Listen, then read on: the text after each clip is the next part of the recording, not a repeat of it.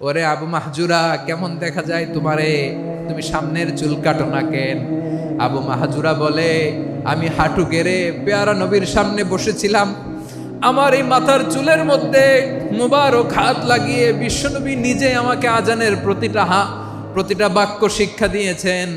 বিশ্বনবীর মোবারক হাত, পবিত্র হাত আমার মাথার চুলের যেই জায়গায় লেগেছে, আমি চাই ওই চুলগুলা নিয়ে আমি আমার কবরের ভিতরে যাব।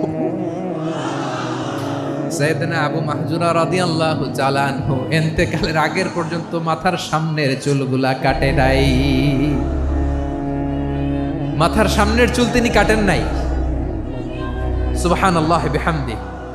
কেমন ভালোবাসতেন বিশ্বনবী সাহাবীদেরকে, সাহাবারা কেমন ভালোবাসতেন বিশ্বনবীকে। অষ্টম হিজরিতে হুনাইনের যুদ্ধে রাসূল সাল্লাল্লাহু আলাইহি ওয়াসাল্লাম ফিরে আসতেছেন মদিনায়। পথিমধ্যে বেলাল রাদিয়াল্লাহু তাআলা আনহু আজান দিচ্ছেন। কি দিচ্ছেন? তো পাশে ছিল মুশরিকদের একটা পল্লী, কিছু মুশরিক তরুণ, কিছু অমুসলিম কিশোর, তারা আজানকে ব্যঙ্গ করতেছে। আমাদের বাংলায় মুখ ভেঙ্গানো বলে আর কি। বেলাল রাদিয়াল্লাহু তাআলা আনহু আজান দিচ্ছেন, ওই বাচ্চাগুলো মুশরিক, তো ওরা আজানকে ব্যঙ্গ করতেছে, বিকৃতি করে ওরাও আজান দিচ্ছে। উদ্দেশ্য হচ্ছে আজানকে নিয়ে ঠাট্টা করা। উদ্দেশ্য কি? ঠাট্টা করা। ব্যাপারটা মনে কষ্ট পাওয়ার মতো ব্যাপার না? কিন্তু বিশ্বনবী ওইখানে দেখেন কি খুঁজলেন। বিশ্বনবী খেয়াল করলেন অমুসলিম কিশোরদের মধ্য থেকে একটা কিশোরের গলাটা বড় দরাজ গলা, কণ্ঠটা বড় সুন্দর। খেয়াল করে দেখলেন যে কিছু কিশোর বেলালের আজানকে ব্যঙ্গ করে, বিকৃতি করে, কিন্তু একজনের কণ্ঠ দেখতে পাচ্ছেন না এত দূরে, কিন্তু কণ্ঠটা বড় সুন্দর, দরাজ গলা। বিশ্বনবী সাহাবীদেরকে বললেন, ধরো এগুলারে, ধরো। সবগুলারে ধরে বিশ্বনবীর সামনে আনা হলো। ওরা হাঁটু গেড়ে বসলো। বিশ্বনবী বললেন, তোমাদের মধ্যে কে যেন ব্যঙ্গ করে আজান দিচ্ছিল, তার গলাটা বড় উঁচু, গলার বেসটা বড় মজবুত, মেলোডিয়াস, সুমধুর কণ্ঠ, কে? আবু মাহজুরা বলে, আমার বন্ধুরা সবাই আমার দিকে আঙ্গুল দেখায়, আমি পড়ে গেছি বিপদে। রাসূল সাল্লাল্লাহু আলাইহি ওয়াসাল্লাম বাকি অমুসলিম তরুণদেরকে ছেড়ে দিলেন, বললেন তোমরা যাও। এবার আবু মাহজুরারে পাইছে। আবু মাহজুরার চুলের মধ্যে হাত দিলেন বিশ্বনবী, মাথায় হাত দিয়ে বললেন, এবার আজান দাও দেখি। আবু মাহজুরা বলে, আমি তো আজান দিতে জানি না, কারণ আমি তো বেলালেরটা শুইনা দিছি, আমার তো মুখস্থ নাই, আমি তো আজান দিতে জানি না। বিশ্বনবী বললেন, জানো না? তাহলে আসো, আমি তোমারে শিখাই দেই। সুবহানাল্লাহ পড়া। আবু মাহজুরা হাঁটু গেড়ে বসে, বিশ্বনবীর মোবারক হাত আবু মাহজুরার চুলের মধ্যে। বিশ্বনবী আজানের মুআল্লিম আবু মাহজুরাকে বলতেছে, ঠিক আছে তোমারে শিখাই দিচ্ছি, আমি যা যা বলবো আমার সাথে সাথে বলো, পারবা? আবু মাহজুরা বলে, পারবো। বিশ্বনবী আজান দিচ্ছেন, মাথায় হাত দিয়ে আল্লাহু আকবার,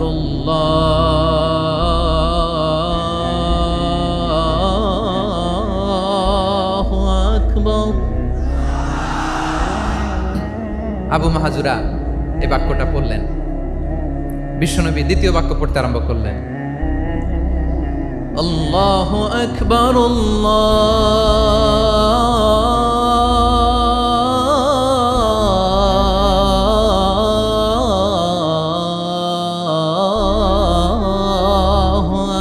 আকবার। আবু মাহজুরা এই বাক্যটা বললেন। বিশ্বনবী আবু মাহজুরার মাথার মধ্যে হাত দিয়ে তৃতীয় বাক্য বললেন, আশহাদু আল্লা ইলাহা ইল্লাল্লাহ।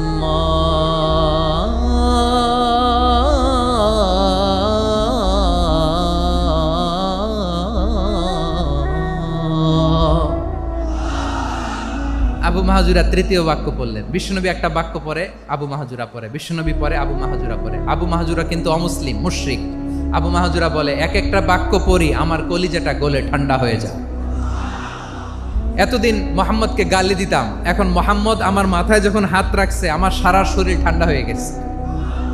বিশ্বনবী আজান শিখাচ্ছেন, একটা একটা বাক্য পড়ে আবু মাহজুরাও পড়ে, বিশ্বনবী পড়ে, আবু মাহজুরাও পড়ে। পুরো বাক্যগুলো যখন শেষ, আজান শেষ, আবু মাহজুরাও যখন পুরো আজান পড়লেন, আবু মাহজুরা বললেন, এতদিন মোহাম্মদের চেহারা দেখলে আমার ঘৃণা লাগতো, আজ থেকে মোহাম্মদের চেহারার চেয়ে প্রিয় চেহারা আমার কাছে নাই।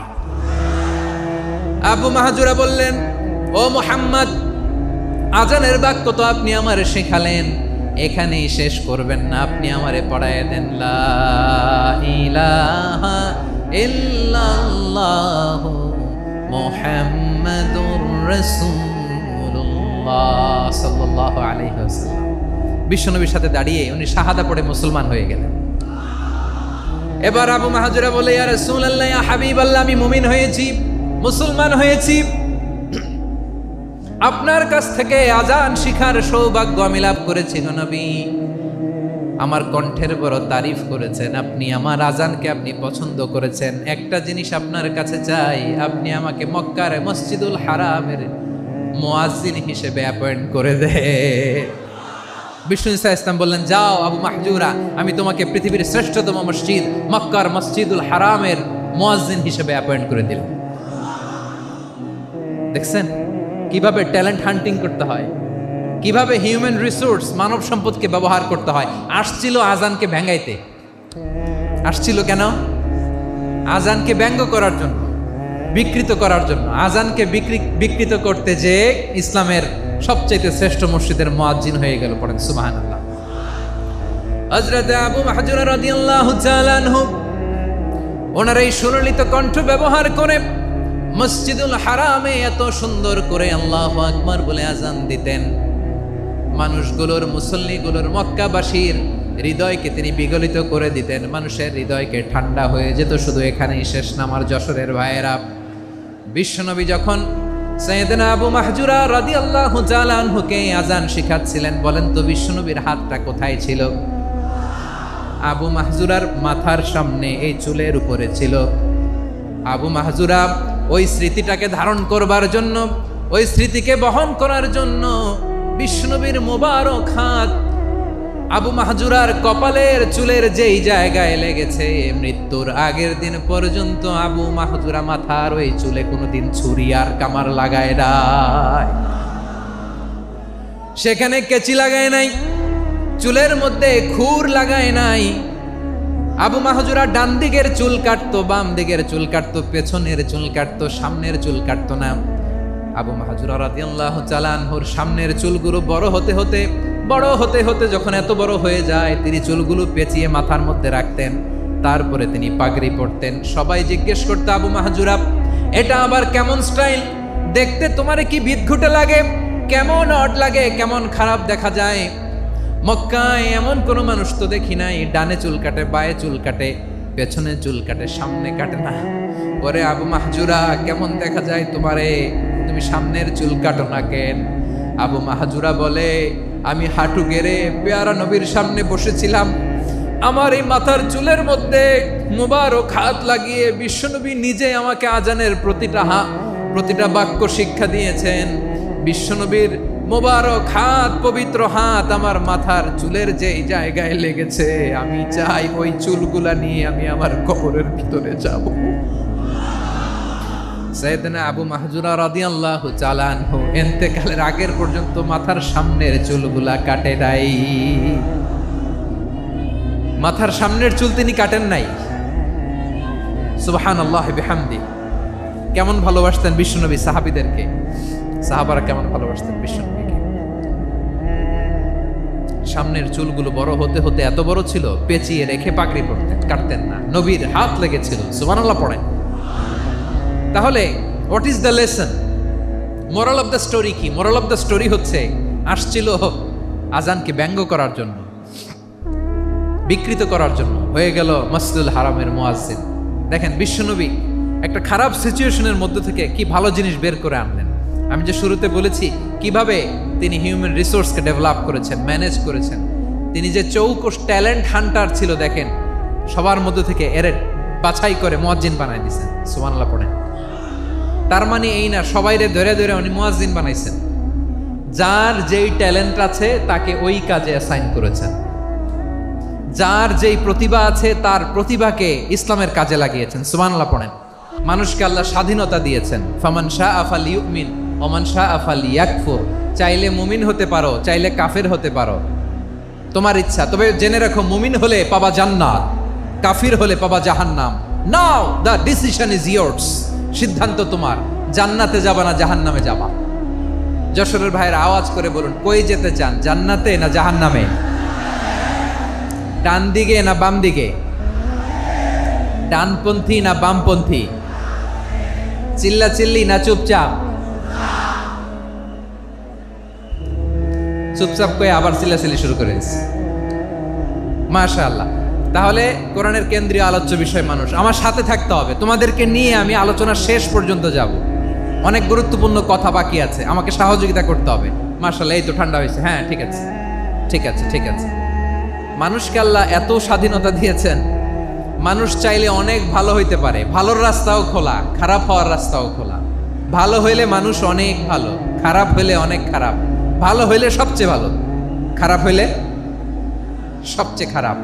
এজন্য সিদ্ধান্ত আপনাকেই নিতে হবে। আল্লাহ তাআলা বলছেন, লাকাদ খালাকনাল ইনসানা ফি আহসানি তাকওয়িম সুম্মা রাদাদনাহু আসফালা সাফিলিন।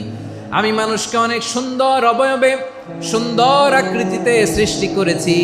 তার শুধু চেহারার ডিজাইনটাই সুন্দর নয়, তার ব্রেনটা বড্ড সুন্দর, তার মানসিকতা বড্ড সুন্দর, তার সৃজনশীলতা বড্ড সুন্দর। পড়েন সুবহানাল্লাহ। আমাদের চেহারা, অবয়ব, ডিজাইন যে সুন্দর তা না, আমাদের ব্রেনটা অনেক সফিস্টিকেটেড ব্রেন, অনেক সফিস্টিকেটেড। এই 1.5 কেজি ব্রেন ইউজ করে মানুষ গোটা বিশ্বে সভ্যতা বিনির্মাণ করেছে, ঠিক কিনা? এই ব্রেন আল্লাহ তাআলা আমাকে দিয়েছে। এটারে কাজে লাগালে, আপনার 6 সেন্স কাজে লাগালে আপনি অনন্য মানুষ হয়ে উঠবেন, মহামানবে রূপান্তরিত হবেন। মানুষ হতে পারে, চাইলেই মহামানব হতে পারে। আবার যদি মানুষ চায় খারাপও হতে পারে। আল্লাহ বললেন শুধু ভালোই না, ভালো হতে চাইলে অনেক ভালো তুমি হতে পারো, আবার খারাপ হতে চাইলে অনেক খারাপ তুমি হতে পারো। সুম্মা রাদাদনাহু আসফালা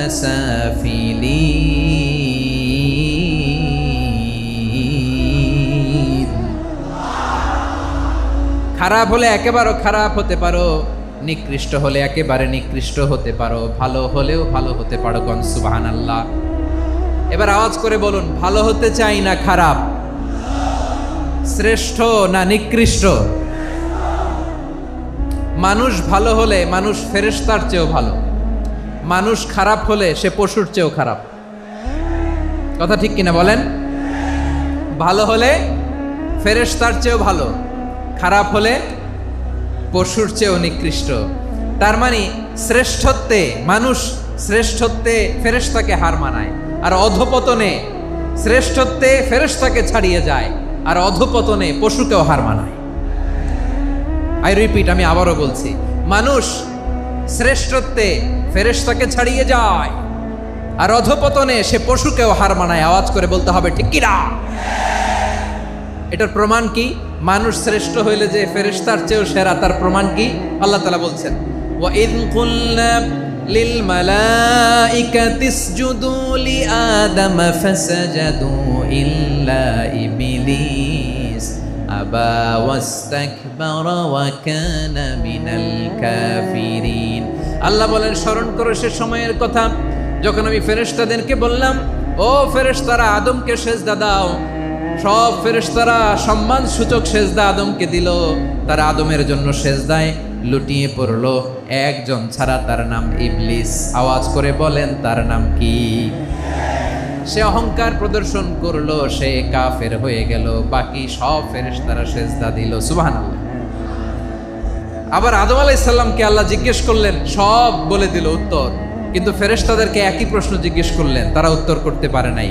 তার মানে এর মধ্য দিয়ে প্রমাণিত হয়, মানুষ ভালো হলে ফেরেশতার চেয়েও ভালো, ফেরেশতার চেয়েও মানুষের মর্যাদা বাড়িয়ে দিয়েছে কে? সব নূরের ফেরেশতা যখন মাটির আদমকে সেজদা দেয়, এটা প্রমাণ করে ফেরেশতার চেয়েও মানুষের মর্যাদা বাড়িয়ে দিয়েছে কে?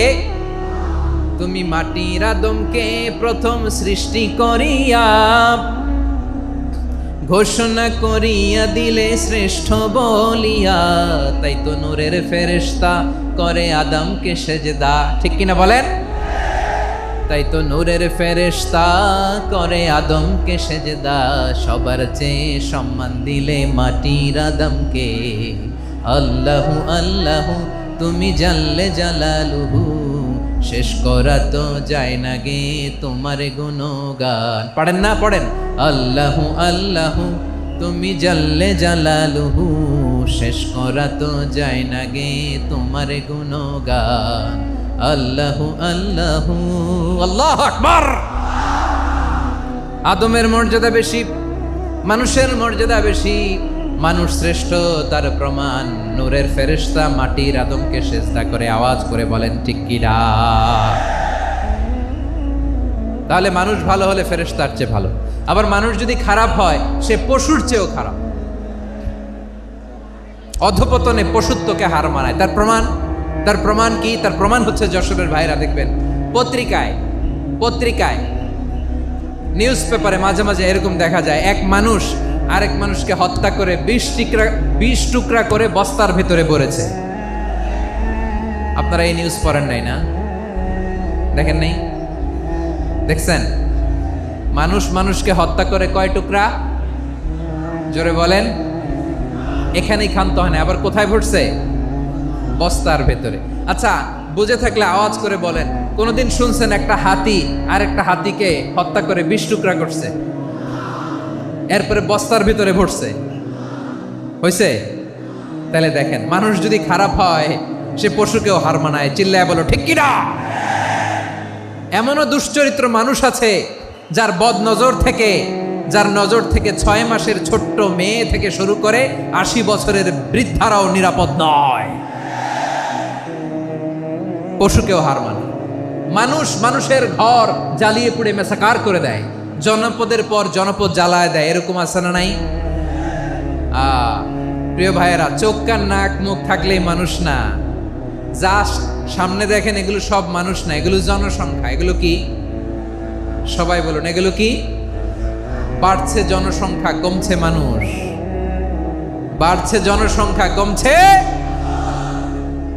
এই দুনিয়া এখন তো আর সেই দুনিয়া নাই, মানুষ নামের মানুষ আছে দুনিয়া বোঝাই। সেই মানুষের ভিড়ে আমার আসল মানুষ নাই। ঠিক কিনা? আসল মানুষের বড্ড অভাব, আসল মানুষের বড্ড অভাব। আমার ভাইয়েরা, মানুষ খারাপ হলে পশুকেও হার মানায়। তাহলে আমরা বুঝলাম মানুষ ভালো হলে অনেক ভালো, খারাপ হলে অনেক খারাপ। ও আমার কলিজার টুকরা যশোরের ভাইয়েরা, আসুন না 3 দিন ব্যাপী এই তাফসিরুল কোরআনের ঐতিহাসিক প্রোগ্রাম থেকে আমরা সিদ্ধান্ত নেই, আমরা ভালো মানুষ হব নাকি খারাপ মানুষ হব। কলিজা থেকে, প্রাণ থেকে আওয়াজ করে সবাই বলুন, ভালো মানুষ নাকি খারাপ মানুষ? ভালো মানুষ হইতো। ভালো মানুষ যারা জগৎটাকে এনলাইটেন করবে, যারা সত্যের বীর সেনানী হয়ে দাঁড়াবে, যারা সত্যের পক্ষে কথা বলবে, যারা জালিমের মসনদকে ভেঙে খান খান করে দেবে। এরকম হওয়ার দরকার আছে না নাই? এরকম ভালো মানুষ আমরা হতে চাই কি চাই না? মানুষকে যত্ন নিলে মানুষ যে কত ভালো হয় আপনি কল্পনাও করতে পারবেন না। এই যে আপনাদের যশোরে যে ভালো ছেলেগুলো আছে, যে ভালো তরুণগুলো আছে, যে যুবকগুলো আছে, যে ভালো আলেমরা আছে, ভালো নেতারা আছে, সবাই যদি তাদের মতো হতো, পুরো যশোরটা একটা জান্নাতের টুকরা হয়ে যেত। আওয়াজ করে বলেন ঠিক কিনা? মানুষকে নার্চারিং করলে, মানুষকে পলিশ করলে, মানুষকে গ্রুমিং করলে, মানুষকে সঠিক তারবিয়া দিলে মানুষ অনন্য হয়ে ওঠে। প্রতিটি মানুষ অনন্য। আমি অনন্য, আপনি অনন্য, আমরা সবাই অনন্য। সুবহানাল্লাহ বলেন। মানুষকে আল্লাহ তাআলা দিয়েছেন অসীম ক্ষমতা, অসীম ক্ষমতা। সুবহানাল্লাহ। একটা মানুষ পারে না এমন কিছু নাই, একটা মানুষ পারে না এমন কিছু নাই। বিশ্বাস করতে হবে, মানুষ যা কল্পনা করতে পারে ওইটা মানুষ করে দেখাতে পারে। মানুষ যা কল্পনা করতে পারে সেটা মানুষ করে দেখাতে পারে। তুমি তোমার কল্পনার রাজ্যকে সাজাও, তোমাকে হারাতে পারে এমন কোন শক্তি আল্লাহর জমিনে নাই। তোমার কি শক্তি, কি সম্ভাবনা তুমি জানোই না মিয়া। তুমি এদিকে তাকাও কেন? তোমার রাস্তা তো ওই দূরে। তুমি কোথায় যাবে, আল্লাহ তোমার টেনে কোথায় নিয়ে যাবে তুমি কিছুই জানো না। Plan big, dream big. কল্পনার শক্তিকে বড় করো। মানুষ যা কল্পনা করতে পারে মানুষ তা করে দেখাতে পারে। মানুষের কাছে অসাধ্য কিছু নাই মৃত্যু ছাড়া, অ্যাকসেপ্ট ডেথ। মৃত্যু ছাড়া মানুষ সবকিছুকে জয় করতে পারে। মৃত্যু ছাড়া যে কোনো অসাধ্যকে সাধন করার ক্ষমতা মানুষকে দিয়ে দিয়েছে কে? হারার জন্য তোমার জন্মই হয় নাই, তোমার জন্ম হয়েছে জিতার জন্য, বিজয়ের জন্য তোমার জন্ম। মানুষের শুরুটাই হয় বিজয় দিয়ে। যশোর, আওয়াজ করে বলো, মানুষের শুরু হয় কি দিয়ে? আমরা যখন আমার পিতার পৃষ্ঠদেশে ছিলাম, পিতার পৃষ্ঠদেশ থেকে শুক্রাণু যখন মায়ের গর্ভদেশে যেয়ে পড়ে, কতটা শুক্রাণু ভ্রমণ শুরু করে জানো? 20 কোটি শুক্রাণু। একবার সিমেন আউট হলে সেখানে 20 কোটি শুক্রাণু থাকে, ভ্রমণ শুরু করে। ওই 20 কোটি শুক্রাণুর মধ্যে থেকে তুমি আমি আজকে এক বিকশিত শুক্রাণু মানব রূপে পৃথিবীতে এসেছি। সুবহানাল্লাহ। ওই 20 কোটি শুক্রাণুর প্রতিযোগিতায় সবাই রে পেছনে ফেলে সেদিন আমি সফল হয়েছিলাম, সেদিন আমি বিজয়ী হয়েছিলাম। সেদিন আমি এত ছোট ছিলাম, মাইক্রোস্কোপ দিয়েও আমার অস্তিত্ব টের পাওয়া যায় না। আমি এত তুচ্ছ ছিলাম, নগণ্য ছিলাম। আমার কান ছিল না, আমার চোখ ছিল না, আমার হাত ছিল না, আমার জন্য রিকমেন্ডেশন করার মতো মামু ছিল না, খালা ছিল না, কেউ ছিল না। তারপরেও ওই প্রতিযোগিতায়, ওই কম্পিটিশনে যখন আমারে কেউ হারাতে পারে নাই, আল্লাহর জমিনেও আমারে কেউ হারাতে পারে না। হারার জন্য তোমার জন্মই হয় নাই, তুমি আসছোই জিতার জন্য। সুবহানাল্লাহ।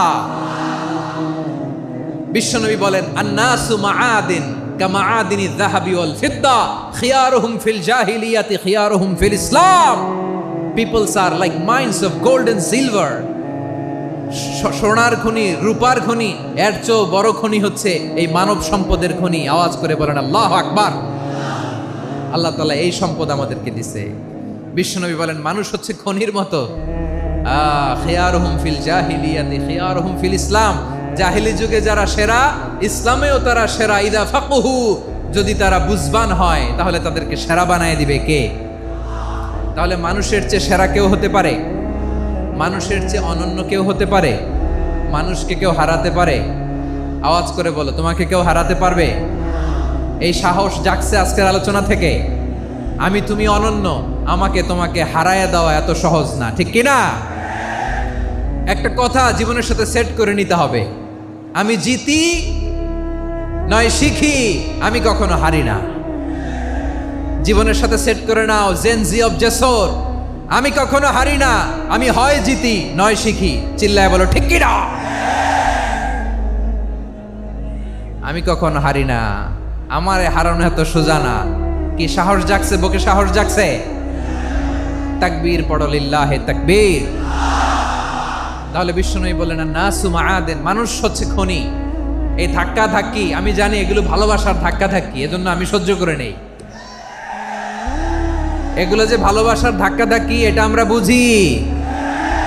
পৃথিবীর কোনো আইন, সিকিউরিটি, প্রটোকল দিয়ে এটারে মানানো যাবে না, কারণ এটা তো ভালোবাসা, লাভ। লাভ কোনো আইন কানুন দিয়ে বাধা যায় না, মানানো যায় না, ঠিক কিনা বলো?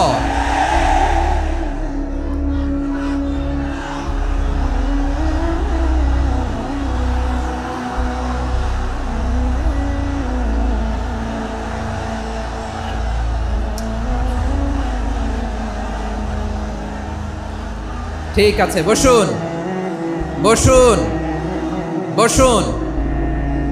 আল নাসু মাআদিন, মানুষ হচ্ছে খনি। এই খনির যত্ন নিতে হবে। আমার মা বাবা যারা এসেছেন, আপনার ছেলে মেয়ের যত্ন নেন। আপনার ছেলের মধ্যে যে কি পটেনশিয়াল আপনি জানেন না। আপনার এই ছোট্ট অবুজ ছেলেটাই আগামী দিনের শায়েখ আহমদুল্লাহ হবে। আপনার হেফসখানায় পড়া ওই ছোট্ট ছেলেটাই আগামী দিনের আল্লামা মামুনুল হক হবে। আপনার ওই ছেলেটা আমির হামজা হবে, আব্দুল হাই সাইফুল্লাহ হবে। এভাবে বড় বড় আলেম হবে, তারা যুগশ্রেষ্ঠ আলেম হবে। সেই একদিন এই বাংলাদেশের পার্লামেন্টে যে বক্তব্য দিয়ে যশোরের পক্ষে কথা বলবে। আপনি জানেন না, কাউকে ছোট করবেন না আপনি। ওর কনফিডেন্স আপনি কমাবেন না, আপনি কমাতে পারেন না। প্যান্ডেলে আমার যে মা বোনেরা আছেন, ছেলে মেয়েদেরকে কখনো ছোট করে কথা বলবেন না। ও যে কোথায় যাবে আপনি জানেন না। আপনি মা হয়ে তাকে সাহস দিবেন, তার কল্পনার জগৎটাকে সাজাতে তাকে উৎসাহিত করবেন, ঠিক কিনা বলেন? আর আমার প্যান্ডেলের আমার প্রিয় শ্রদ্ধাশীলা মায়েরা বোনেরা, আপনারা তো আরো দামি সম্পদ। বিশ্বনবী বলেন, আর দুনিয়া কুল্লুহা মাতা। আল্লাহ আল্লাহ আল্লাহ, বিশ্বনবীর কথার ওজন দেখেন। আর দুনিয়া কুল্লুহা মাতা ওয়া খায়রু মাতা'আদ দুনিয়াল মারআতুস সালিহা। বিশ্বনবী বলেন, দুনিয়ায় যা দেখো সব আল্লাহর দেওয়া অ্যাসেট, মানে সম্পদ। আর এত অ্যাসেটের ভিড়ে সবচেয়ে শ্রেষ্ঠ সম্পদ হচ্ছে নেককার নারী। সুবহানাল্লাহ। ভাইয়েরা, বোনের সাথে খারাপ আচরণ করো না। সন্তান মায়ের সাথে খারাপ আচরণ করো না। আমাদের মায়েরা আমাদের asset, they are our priceless asset. কারণ এই মায়েদের পেটে এসেছে আল্লাহর ওলিরা, এই মায়েদের পেটে এসেছে খান জাহান আলী, এই মায়ের পেটে এসেছে শাহজালাল ইয়ামানি, এই মায়ের পেটে এসেছে আল্লাহর সব নবীরা। নাকি নবীরা আকাশ থেকে ধপ করে জমিনে নেমে আসছে? মায়ের পেটে আসছে। এই মায়ের পেটগুলো খনি। আমার সম্মানিতা মায়েরা বোনেরা, নিজেকে ইসলাম দিয়ে সাজান, নিজেকে ইসলাম দিয়ে সাজান, নিজেকে পবিত্র রাখুন, নিজের আব্রু ইমান ইজ্জতের হেফাজত করুন, কোরআন পড়ুন, সুন্নাহ পড়ুন। আপনি জানেন না আপনার গর্ভে কে আসছে, কোন ক্ষণজন্মা পুরুষকে আল্লাহ তাআলা আপনার গর্ভে পাঠাবে আপনি জানেন না। মায়েরা, নিজেদেরকে পবিত্র রাখুন, ইসলাম চর্চা করুন, কোরআন চর্চা করুন, নৈতিকতা দিয়ে নিজেকে সাজান। যশোরের জেনজি, নিজেদেরকে প্রস্তুত রাখো আগামীর বাংলাদেশের জন্য। নৈতিকতা, মোরালিটি, ভ্যালিউজ দিয়ে নিজেকে সাজাও, ইসলাম দিয়ে নিজেকে সাজাও। কারণ আগামীর বাংলাদেশ ইসলামের বাংলাদেশ। বাংলাদেশের আসল পরিচয় ইসলাম। বাংলাদেশের আসল পরিচয় কি? সবাই বলে না। বাংলাদেশের আসল পরিচয় কি? এই ইসলাম নিয়ে আমরা সংসদ ভবন সাজাবো, রাজি আছি না নাই? শেকড় ভুলে যাওয়া যাবে না। আমরা ধাপে ধাপে শারিয়া আইনের দিকে যাব ইনশাআল্লাহ, কিন্তু জঙ্গিবাদ দিয়ে নয়, কট্টরপন্থা দিয়ে নয়। আমরা ইন্টেলেকচুয়ালি, গ্রাজুয়ালি, ধাপে ধাপে শারিয়া আইনের দিকে মুভ করব ইনশাআল্লাহ। বলো লিল্লাহি তাকবীর। এদেশের আসল পরিচয় সবাই বলে না, আওয়াজ করে, এদেশের আসল পরিচয়। এদেশে আজান শুনে সূর্য ওঠে শহর গ্রামে, এদেশে আজান শুনে সূর্য ডুবে সন্ধ্যা নামে, এদেশে সকল কাজে সবাই বলে বিসমিল্লাহ, এদেশে ভালো কিছু দেখে শুনে হাসি মুখে সবাই বলে মাশা আল্লাহ। সুবহানাল্লাহ সুবহানাল্লাহ সুবহানাল্লাহ সুবহানাল্লাহ সুবহানাল্লাহ সুবহানাল্লাহ সুবহানাল্লাহ সুবহানাল্লাহ। ও নবীন তরুণ, তোমার কিসের এত ভয়? জেনে রেখো বাংলাদেশের আসল পরিচয়। বাংলাদেশের আসল পরিচয় ইসলাম। আওয়াজ তুলে বলো, আসল পরিচয় কি? এদেশে পরস্পরে দেখা হলে দেয় সালাম, এদেশে আমজনতার হৃদয় জুড়ে পাক্কালাম। ঠিক কি না? এদেশে বিপদ এলে সর্বজনে সর্বক্ষণে দোয়া পড়ে ইন্না লিল্লাহ সুবহানাল্লাহ সুবহানাল্লাহ সুবহানাল্লাহ সুবহানাল্লাহ। এদেশে আজান শুনে সূর্য ওঠে শহর গ্রামে, এদেশে আজান শুনে সূর্য ডোবে সন্ধ্যা নামে, এদেশে সকল কাজে সবাই বলে বিসমিল্লাহ, এদেশে ভালো কিছু দেখে শুনে হাসি মুখে সবাই বলে মাশা আল্লাহ। সুবহানাল্লাহ, আওয়াজ করে সুবহানাল্লাহ সুবহানাল্লাহ সুবহানাল্লাহ সুবহানাল্লাহ। সবাই একসাথে সুবহানাল্লাহ সুবহানাল্লাহ সুবহানাল্লাহ সুবহানাল্লাহ। এদেশের আসল পরিচয় কি? আওয়াজ করে বলতে ভয় লাগে। এদেশের আসল পরিচয় কি? ইসলাম দিয়ে আমাদের সংসদ ভবন চলুক, আমরা চাই কি চাই না? বঙ্গভবনে লা ইলাহা ইল্লাল্লাহর পতাকা উড়ুক, আমরা চাই কি চাই না?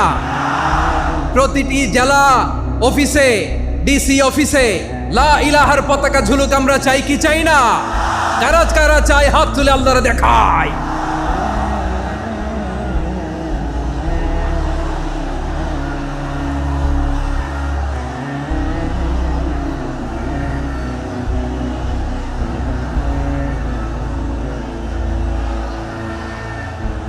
মাশাআল্লাহ, মাশাআল্লাহ, মাশাআল্লাহ, মাশাআল্লাহ। যশোর, আওয়াজ করে বলো, ভালো মানুষ না খারাপ মানুষ? বুঝে বলছো তো? মানুষ ভালো হলে যে কত ভালো। এই মানুষকে যত্ন নিলে, মানুষকে মানুষ বানালে যে সে কি হতে পারে শুনবা? হ্যাঁ, নাকি মোনাজাত দিয়ে দিব?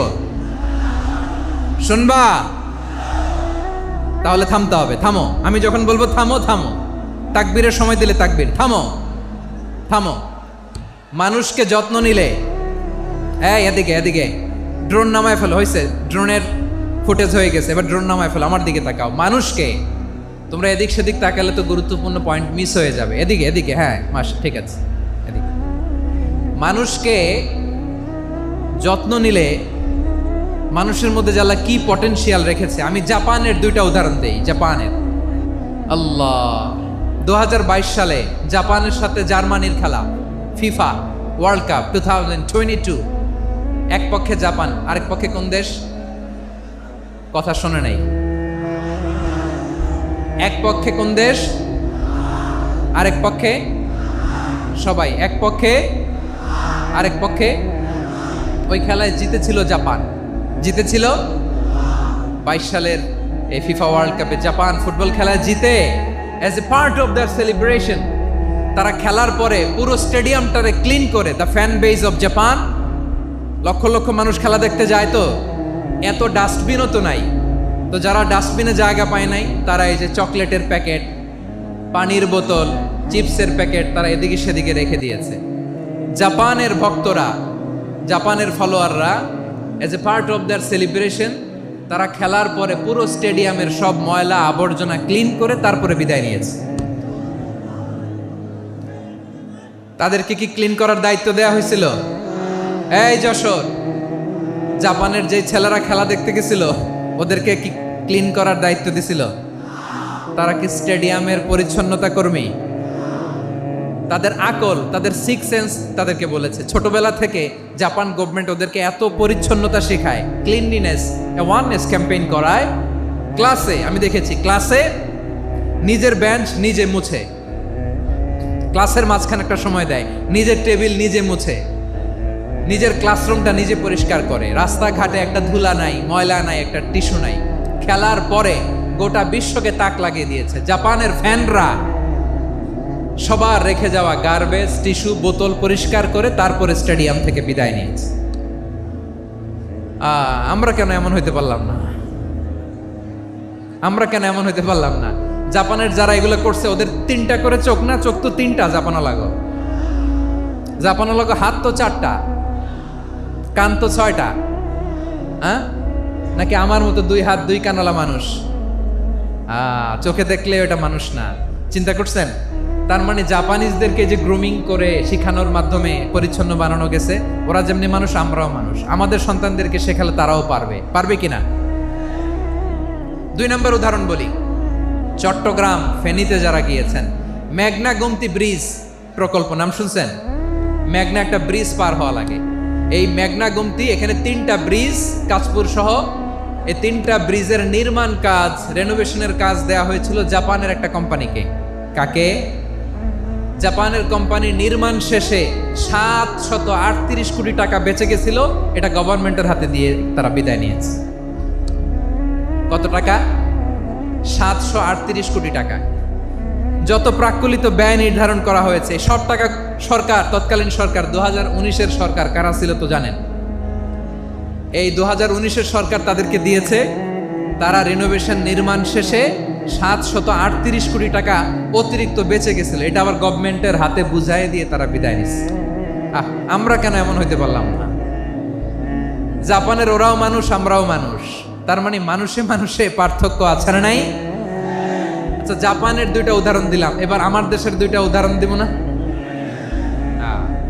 বাংলাদেশের 2টা উদাহরণ দিই। 1 নম্বর উদাহরণ, গত সপ্তাহে আপনারা জানেন কক্সবাজার আমার একটা প্রোগ্রাম ছিল, তো হেলিকপ্টারে গিয়েছিলাম।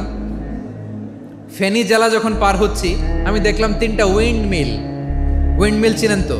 বিশাল পিলার, 3টা 4টা পাখা থাকে, বায়ু বিদ্যুৎ কেন্দ্র, বাংলাদেশের প্রথম বায়ু বিদ্যুৎ কেন্দ্র এটা, মুহুরী প্রজেক্ট বলে এটা সম্ভবত, মুহুরী প্রজেক্ট।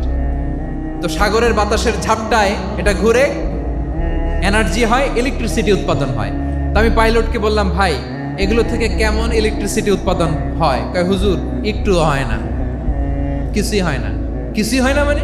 বলে হুজুর বাংলাদেশে যত উইন্ড মিল আছে এটার পাখা একটাও ঘুরে না।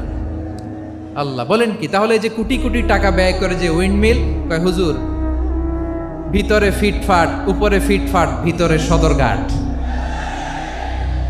তার মানে কোটি কোটি টাকা দিয়ে এই উইন্ড মিল বানায়, এখানে কিছু নাই। দুর্নীতির আড্ডাখানা, আখড়াখানা বাংলাদেশ, ঠিক কিনা বলেন? আয় রে, জাপানিজরাও মানুষ, আমরাও মানুষ। আমার এক নিকটাত্মীয় সরকারি চাকরিজীবী, উনি আমাকে বললেন, বাংলাদেশের আরেকটা উদাহরণ দেখি। উনি আমাকে বললেন যে প্রতি বছর আমাদের অফিসের ফার্নিচার চেঞ্জ করে। আমি বললাম প্রতি বছর ফার্নিচার চেঞ্জ করে কেন? বলে যে ফার্নিচার নতুন পারচেজ করলেই তো ওইখানে টাকা, নতুন কিনতে পারলেই টাকা, নতুন উন্নয়নের সবক শোনাতে পারলেই টাকা। প্রথম আলোর রিপোর্ট, কি আলো? প্রথম আলোর রিপোর্ট, গত 15 বছরে উন্নয়নের নামে লুটপাট হয়েছে প্রায় 3.25 লাখ কোটি টাকা। কার রিপোর্ট? আমাদের বানানো কথা। প্রথম আলোর রিপোর্ট। গত 15 বছরে কারা ছিল জানেন তো? হ্যাঁ, শুধু ওনাদেরকেই দোষ দিয়ে লাভ নাই। স্বাধীনতার পর থেকে শুধু শাসকের হাত বদল হয়েছে, আমরা কিছু পাই নাই, ঠিক কিনা বলেন? শুধু ওনাদের দোষ দিয়ে কি লাভ? একদল খাইছে, আরেক দল খাওয়ার জন্য রেডি হয়ে আছে। আমরা এরকম চাই না। আমরা চাই স্বাধীন সার্বভৌম বাংলাদেশ। আমরা চাই দুর্নীতিমুক্ত বাংলাদেশ। আমি নিউজটা যে কতবার বললাম, এটা কি সম্ভব? 3.25 লাখ কোটি টাকা লুটপাট, মানে লুটপাট করতে করতে এদেশের জনগণকে ফুটপাতে বসায় দিচ্ছে। প্রিয় ভাইয়েরা, তাহলে জাপানের মানুষও মানুষ, আমরাও মানুষ। সিদ্ধান্ত আপনার, কোন মানুষ হবেন, ভালো মানুষ না খারাপ মানুষ?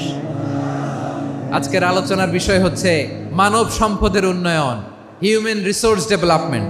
It's a process to increase the capacity of knowledge, skill, capacity of the people of a country. একটা দেশের মানুষের জ্ঞান, তাদের দক্ষতা কি করে বাড়ানো যায়, বাড়িয়ে দেশের উন্নয়ন করানো যায়, এটাই হচ্ছে মানব সম্পদ উন্নয়নের মূল কথা।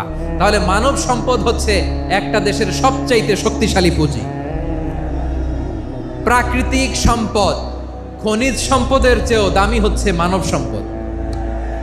আমার প্রিয় যশোর, প্রাকৃতিক সম্পদ, খনিজ সম্পদের চেয়েও দামি সম্পদ কি সম্পদ? আল্লাহ তাআলা দয়া করে আমাদেরকে এই মানব সম্পদ দিয়েছেন। আসুন আমাদের এই মানুষগুলোকে আমরা সোনার মানুষ বানাই। রাজি আছেন তো সবাই? রাজি আছেন? মানুষ পারে না এমন কোনো কিছু নাই, চাইলে সব পারে। এজন্য মানুষকে তারবিয়া দিতে হবে, যথাযথভাবে তাদেরকে গড়তে হবে। আসুন আমরা সিরাতের আয়নায় বিশ্বনবীর জীবনী থেকে দেখি তিনি কিভাবে হিউম্যান রিসোর্সকে ম্যানেজ করতেন। যদি আপনাদের সময় হয়, দু একটা উদাহরণ দিয়ে আজকে আমি আমার আলোচনার বিদায় নিব। হবে সময় হবে কয়েক মিনিট। শেষ কথা, শেষের দিকে চলে আসছি। বিষ্ণু ইসলাম কিভাবে হিউম্যান রিসোর্সকে ম্যানেজ করতেন, মজার কথা আছে কয়েকটা, বলে বিদায় নিব। বিশ্বনবী কিভাবে এই মানব সম্পদকে ম্যানেজ করতেন। বিশ্বনবী, he was a very good talent hunter, চৌকস ট্যালেন্ট হান্টার ছিল। কার মধ্যে কি ট্যালেন্ট আছে দেখলেই বুঝে ফেলতেন। সুবহানাল্লাহ পড়বেন না? কি নবী আমরা পেয়েছি! He was a very good talent hunter. আমার নবী, তিনি চৌকস ট্যালেন্ট হান্টার ছিলেন। কার মধ্যে কি প্রতিভা বের করতেন, ওই প্রতিভাকে ইসলামের কল্যাণে কাজে লাগাতেন। সুবহানাল্লাহ বলেন। যাকে যেই জায়গায় সেট করলে ভালো হবে তাকে ওই জায়গায় সেট করতেন। কয়েকজন সাহাবীর জীবনী শোনাই। আবু মাহজুরা রাদিয়াল্লাহু তাআলা আনহু, মক্কার মুয়াজ্জিন, আগে ছিল মুশরিক, পরে হয়েছে মুমিন। উনি কিভাবে মুমিন হইলেন এই ঘটনাটা একটু আপনাদের শোনাতে চাই। রাদিয়াল্লাহু তাআলা আনহু কিভাবে মুসলিম হলেন, আওয়াজ করে শুনেন।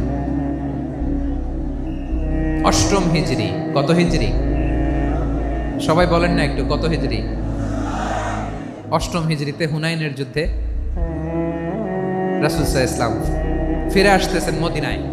পথিমধ্যে বেলাল রাদিয়াল্লাহু তাআলা আনহু আজান দিচ্ছেন। কি দিচ্ছেন?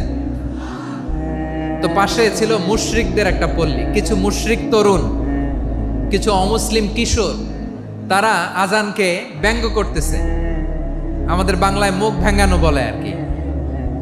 বেলাল রাদিয়াল্লাহু তাআলা আনহু আজান দিচ্ছেন, ওই বাচ্চাগুলো মুশরিক, তো ওরা আজানকে ব্যঙ্গ করতেছে, বিকৃতি করে ওরাও আজান দিচ্ছে। উদ্দেশ্য হচ্ছে আজানকে নিয়ে ঠাট্টা করা। উদ্দেশ্য কি? ঠাট্টা করা। ব্যাপারটা মনে কষ্ট পাওয়ার মতো ব্যাপার না?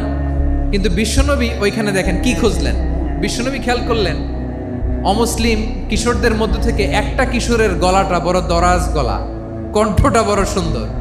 খেয়াল করে দেখলেন যে কিছু কিশোর বেলালের আজানকে ব্যঙ্গ করে, বিকৃতি করে, কিন্তু একজনের কণ্ঠ দেখতে পাচ্ছেন না এত দূরে, কিন্তু কণ্ঠটা বড় সুন্দর, দরাজ গলা। বিশ্বনবী সাহাবীদেরকে বললেন, ধরো এগুলারে, ধরো।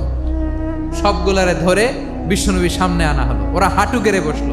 বিশ্বনবী বললেন, তোমাদের মধ্যে কে যেন ব্যঙ্গ করে আজান দিচ্ছিল, তার গলাটা বড় উঁচু, গলার বেসটা বড় মজবুত, মেলোডিয়াস, সুমধুর কণ্ঠ। কে? আবু মাহজুরা বলে, আমার বন্ধুরা সবাই আমার দিকে আঙ্গুল দেখায়, আমি পড়ে গেছি বিপদে। রাসূল সাল্লাল্লাহু আলাইহি ওয়াসাল্লাম বাকি অমুসলিম তরুণদেরকে ছেড়ে দিলেন, বললেন তোমরা যাও। এবার আবু মাহজুরারে পাইছে। আবু মাহজুরার চুলের মধ্যে হাত দিলেন বিশ্বনবী, মাথায় হাত দিয়ে বললেন, এবার আজান দাও দেখি। আবু মাহজুরা বলে, আমি তো আজান দিতে জানি না, কারণ আমি তো বেলালেরটা শুইনা দিছি, আমার তো মুখস্থ নাই, আমি তো আজান দিতে জানি না। বিশ্বনবী বললেন, জানো না? তাহলে আসো, আমি তোমারে শিখাই দেই। সুবহানাল্লাহ পড়ো। আবু মাহজুরা হাঁটু গেড়ে বসে বিশ্বনবীর মোবারক হাত আবু মাহজুরার চুলের মধ্যে। বিশ্বনবী আজানের মুআল্লিম আবু মাহজুরাকে বলতেছে, ঠিক আছে তোমারে শিখাই দিচ্ছি, আমি যা যা বলবো আমার সাথে সাথে বলো, পারবা? আবু মাহজুরা বলে, পারবো। বিশ্বনবী আজান দিচ্ছেন, মাথায় হাত দিয়ে আল্লাহু আকবার, আল্লাহু আকবার। আবু মাহজুরা এই বাক্যটা পড়লেন। বিশ্বনবী দ্বিতীয় বাক্য পড়তে আরম্ভ করলেন, আল্লাহু আকবার,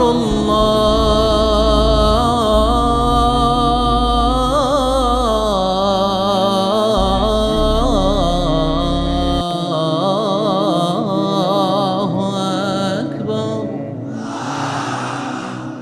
আবু মাহজুরা এই বাক্যটাও বললেন। বিশ্বনবী আবু মাহজুরার মাথার মধ্যে হাত দিয়ে তৃতীয় বাক্য বললেন, আশহাদু আল্লা ইলাহা ইল্লাল্লাহ,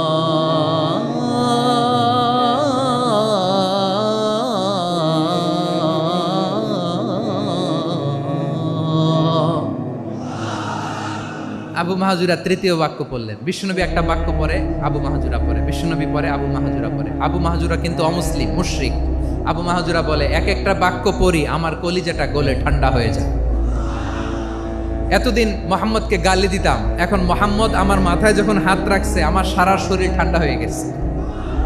বিশ্বনবী আজান শিখাচ্ছেন, একটা একটা বাক্য পড়ে আবু মাহজুরাও পড়ে, বিশ্বনবী পড়ে, আবু মাহজুরাও পড়ে। পুরো বাক্যগুলো যখন শেষ, আজান শেষ, আবু মাহজুরাও যখন পুরো আজান পড়লেন, আবু মাহজুরা বললেন, এতদিন মোহাম্মদের চেহারা দেখলে আমার ঘৃণা লাগতো, আজ থেকে মোহাম্মদের চেহারার চেয়ে প্রিয় চেহারা আমার কাছে নাই। আবু মাহজুরা বললেন, ও মুহাম্মদ, আজানের বাক্য তো আপনি আমারে শেখালেন, এখানেই শেষ করবেন না, আপনি আমারে পড়ায় দেন, লা ইলাহা ইল্লাল্লাহু মুহাম্মাদুর রাসূলুল্লাহ সাল্লাল্লাহু আলাইহি ওয়াসাল্লাম। বিশ্বনবীর সাথে দাঁড়িয়ে উনি শাহাদা পড়ে মুসলমান হয়ে গেলেন। এবার আবু মাহজুরা বলে, ইয়া রাসূলুল্লাহ, ইয়া হাবিবাল্লাহ, আমি মুমিন হয়েছি, মুসলমান হয়েছি, আপনার কাছ থেকে আজান শিখার সৌভাগ্য আমি লাভ করেছি গো নবী। আমার কণ্ঠের বড় তারিফ করেছেন আপনি, আমার আজানকে আপনি পছন্দ করেছেন। একটা জিনিস আপনার কাছে চাই, আপনি আমাকে মক্কার মসজিদুল হারামের মুয়াজ্জিন হিসেবে অ্যাপয়েন্ট করে দে। বিষ্ণু ইসা ইসলাম বললেন, যাও আবু মাহজুরা, আমি তোমাকে পৃথিবীর শ্রেষ্ঠতম মসজিদ মক্কার মসজিদুল হারামের মুয়াজ্জিন হিসেবে অ্যাপয়েন্ট করে দিল। দেখছেন কিভাবে ট্যালেন্ট হান্টিং করতে হয়, কিভাবে হিউম্যান রিসোর্স মানব সম্পদকে ব্যবহার করতে হয়। আসছিল আজানকে ভেঙাইতে, আসছিল কেন? আজানকে ব্যঙ্গ করার জন্য, বিকৃত করার জন্য। আজানকে বিকৃত করতে যে ইসলামের সবচেয়ে শ্রেষ্ঠ মসজিদের মুয়াজ্জিন হয়ে গেল। পড়েন সুবহানাল্লাহ।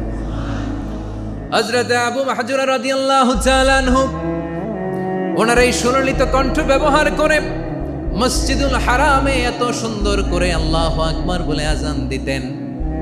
মানুষগুলোর, মুসল্লিগুলোর, মক্কাবাসীর হৃদয়কে তিনি বিগলিত করে দিতেন। মানুষের হৃদয়কে ঠান্ডা হয়ে যেত। শুধু এখানেই শেষ না আমার যশোরের ভাইয়েরা। বিশ্বনবী যখন সাইয়েদনা আবু মাহজুরা রাদিয়াল্লাহু তাআলা আনহুকে আজান শিখাচ্ছিলেন, বলেন তো বিশ্বনবীর হাতটা কোথায় ছিল? আবু মাহজুরার মাথার সামনে, এই চুলের উপরে ছিল। আবু মাহজুরা ওই স্মৃতিটাকে ধারণ করবার জন্য, ওই স্মৃতিকে বহন করার জন্য বিশ্বনবীর মোবারক হাত আবু মাহজুরার কপালের চুলের যেই জায়গায় লেগেছে, মৃত্যুর আগের দিন পর্যন্ত আবু মাহজুরা মাথার ওই চুলে কোনোদিন ছুরি আর কামার লাগায় নাই, সেখানে কেচি লাগায় নাই, চুলের মধ্যে খুর লাগায় নাই। আবু মাহজুরা ডান দিকের চুল কাটতো, বাম দিকের চুল কাটতো, পেছনের চুল কাটতো, সামনের চুল কাটতো না। আবু মাহজুরা রাদিয়াল্লাহু তাআলা আনহুর সামনের চুলগুলো বড় হতে হতে যখন এত বড় হয়ে যায়, তিনি চুলগুলো পেঁচিয়ে মাথার মধ্যে রাখতেন। তারপরে তিনি পাগড়ি পরতেন। সবাই জিজ্ঞেস করতো, আবু মাহজুরা এটা আবার কেমন স্টাইল? দেখতে তোমারে কি বিদঘুটে লাগে? কেমন অড লাগে? কেমন খারাপ দেখা যায়? মক্কায় এমন কোনো মানুষ তো দেখি নাই, ডানে চুল কাটে, বায়ে চুল কাটে, পেছনে চুল কাটে, সামনে কাটে না। ওরে আবু মাহজুরা, কেমন দেখা যায় তোমারে? তুমি সামনের চুল কাটো না কেন? আবু মাহজুরা বলে, আমি হাঁটু গেড়ে পেয়ারা নবীর সামনে বসেছিলাম, আমার এই মাথার চুলের মধ্যে মুবারক হাত লাগিয়ে বিশ্বনবী নিজে আমাকে আজানের প্রতিটা বাক্য শিক্ষা দিয়েছেন। বিশ্বনবীর মোবারক হাত, পবিত্র হাত আমার মাথার চুলের যেই জায়গায় লেগেছে, আমি চাই ওই চুলগুলা নিয়ে আমি আমার কবরের ভিতরে যাব। সাইয়েদনা আবু মাহজুরা রাদিয়াল্লাহু তাআলা আনহু ইন্তেকালের আগের পর্যন্ত মাথার সামনের চুলগুলা কাটে নাই। মাথার সামনের চুল তিনি কাটেন নাই। সুবহানাল্লাহি বিহামদি। কেমন ভালোবাসতেন বিশ্বনবী সাহাবীদেরকে, সাহাবারা কেমন ভালোবাসতেন বিশ্বনবীকে। সামনের চুলগুলো বড় হতে হতে এত বড় ছিল, পেঁচিয়ে রেখে পাগড়ি পরতেন, কাটতেন না। নবীর হাত লেগেছিল। সুবহানাল্লাহ পড়েন। তাহলে what is the lesson? Moral of the story কি? মোরাল অফ দ্য স্টোরি হচ্ছে, আসছিল আজানকে ব্যঙ্গ করার জন্য, বিকৃত করার জন্য, হয়ে গেল মসজিদুল হারামের মুয়াজ্জিন। দেখেন বিশ্বনবী একটা খারাপ সিচুয়েশনের মধ্যে থেকে কি ভালো জিনিস বের করে আনলেন। আমি যে শুরুতে বলেছি কিভাবে তিনি হিউম্যান রিসোর্সকে ডেভেলপ করেছেন, ম্যানেজ করেছেন। তিনি যে চৌকস ট্যালেন্ট হান্টার ছিল, দেখেন সবার মধ্যে থেকে এর বাছাই করে মুয়াজ্জিন বানাই দিয়েছেন। সুবহানাল্লাহ পড়েন। তার মানে এই না সবাইরে ধরে ধরে উনি মুয়াজ্জিন বানাইছেন। যার যেই ট্যালেন্ট আছে তাকে ওই কাজে অ্যাসাইন করেছেন।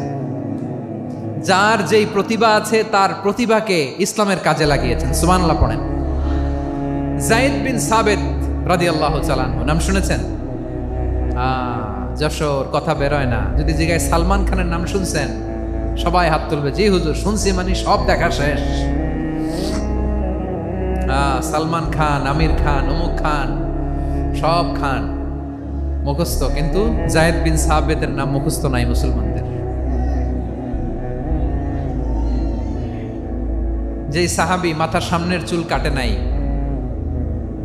মসজিদুল হারামের মুয়াজ্জিন বানাইছেন বিশ্বনবী, ওই সাহাবীর নাম কি? খায়া ফেলাইছে, স্লোগানের সাথে খায়া ফেলাইছে। আবু মাহজুরা। কি নাম? আবু মাহজুরা আল জুমাহি রাদিয়াল্লাহু তাআলা। এই নামটা আজকে নিয়ে যাইতে হবে যশোর। আবু মাহজুরা রাদিয়াল্লাহু তাআলা। 2 নম্বরে বলছিলাম যায়েদ বিন সাবিত রাদিয়াল্লাহু তাআলা।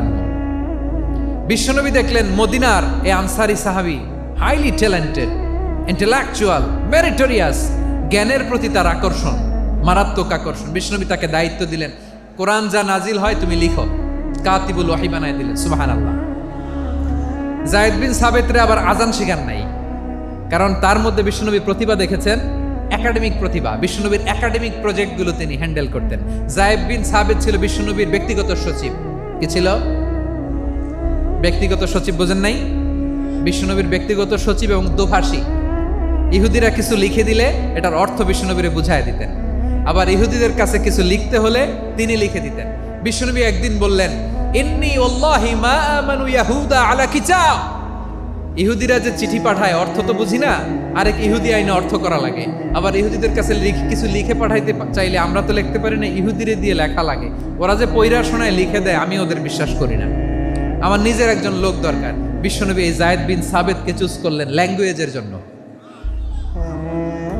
উনি বললেন, যায়েদ, তোমার সফট স্কিলকে ডেভেলপ করতে হবে, তুমি হিব্রু ল্যাঙ্গুয়েজ শিখে ফেলো।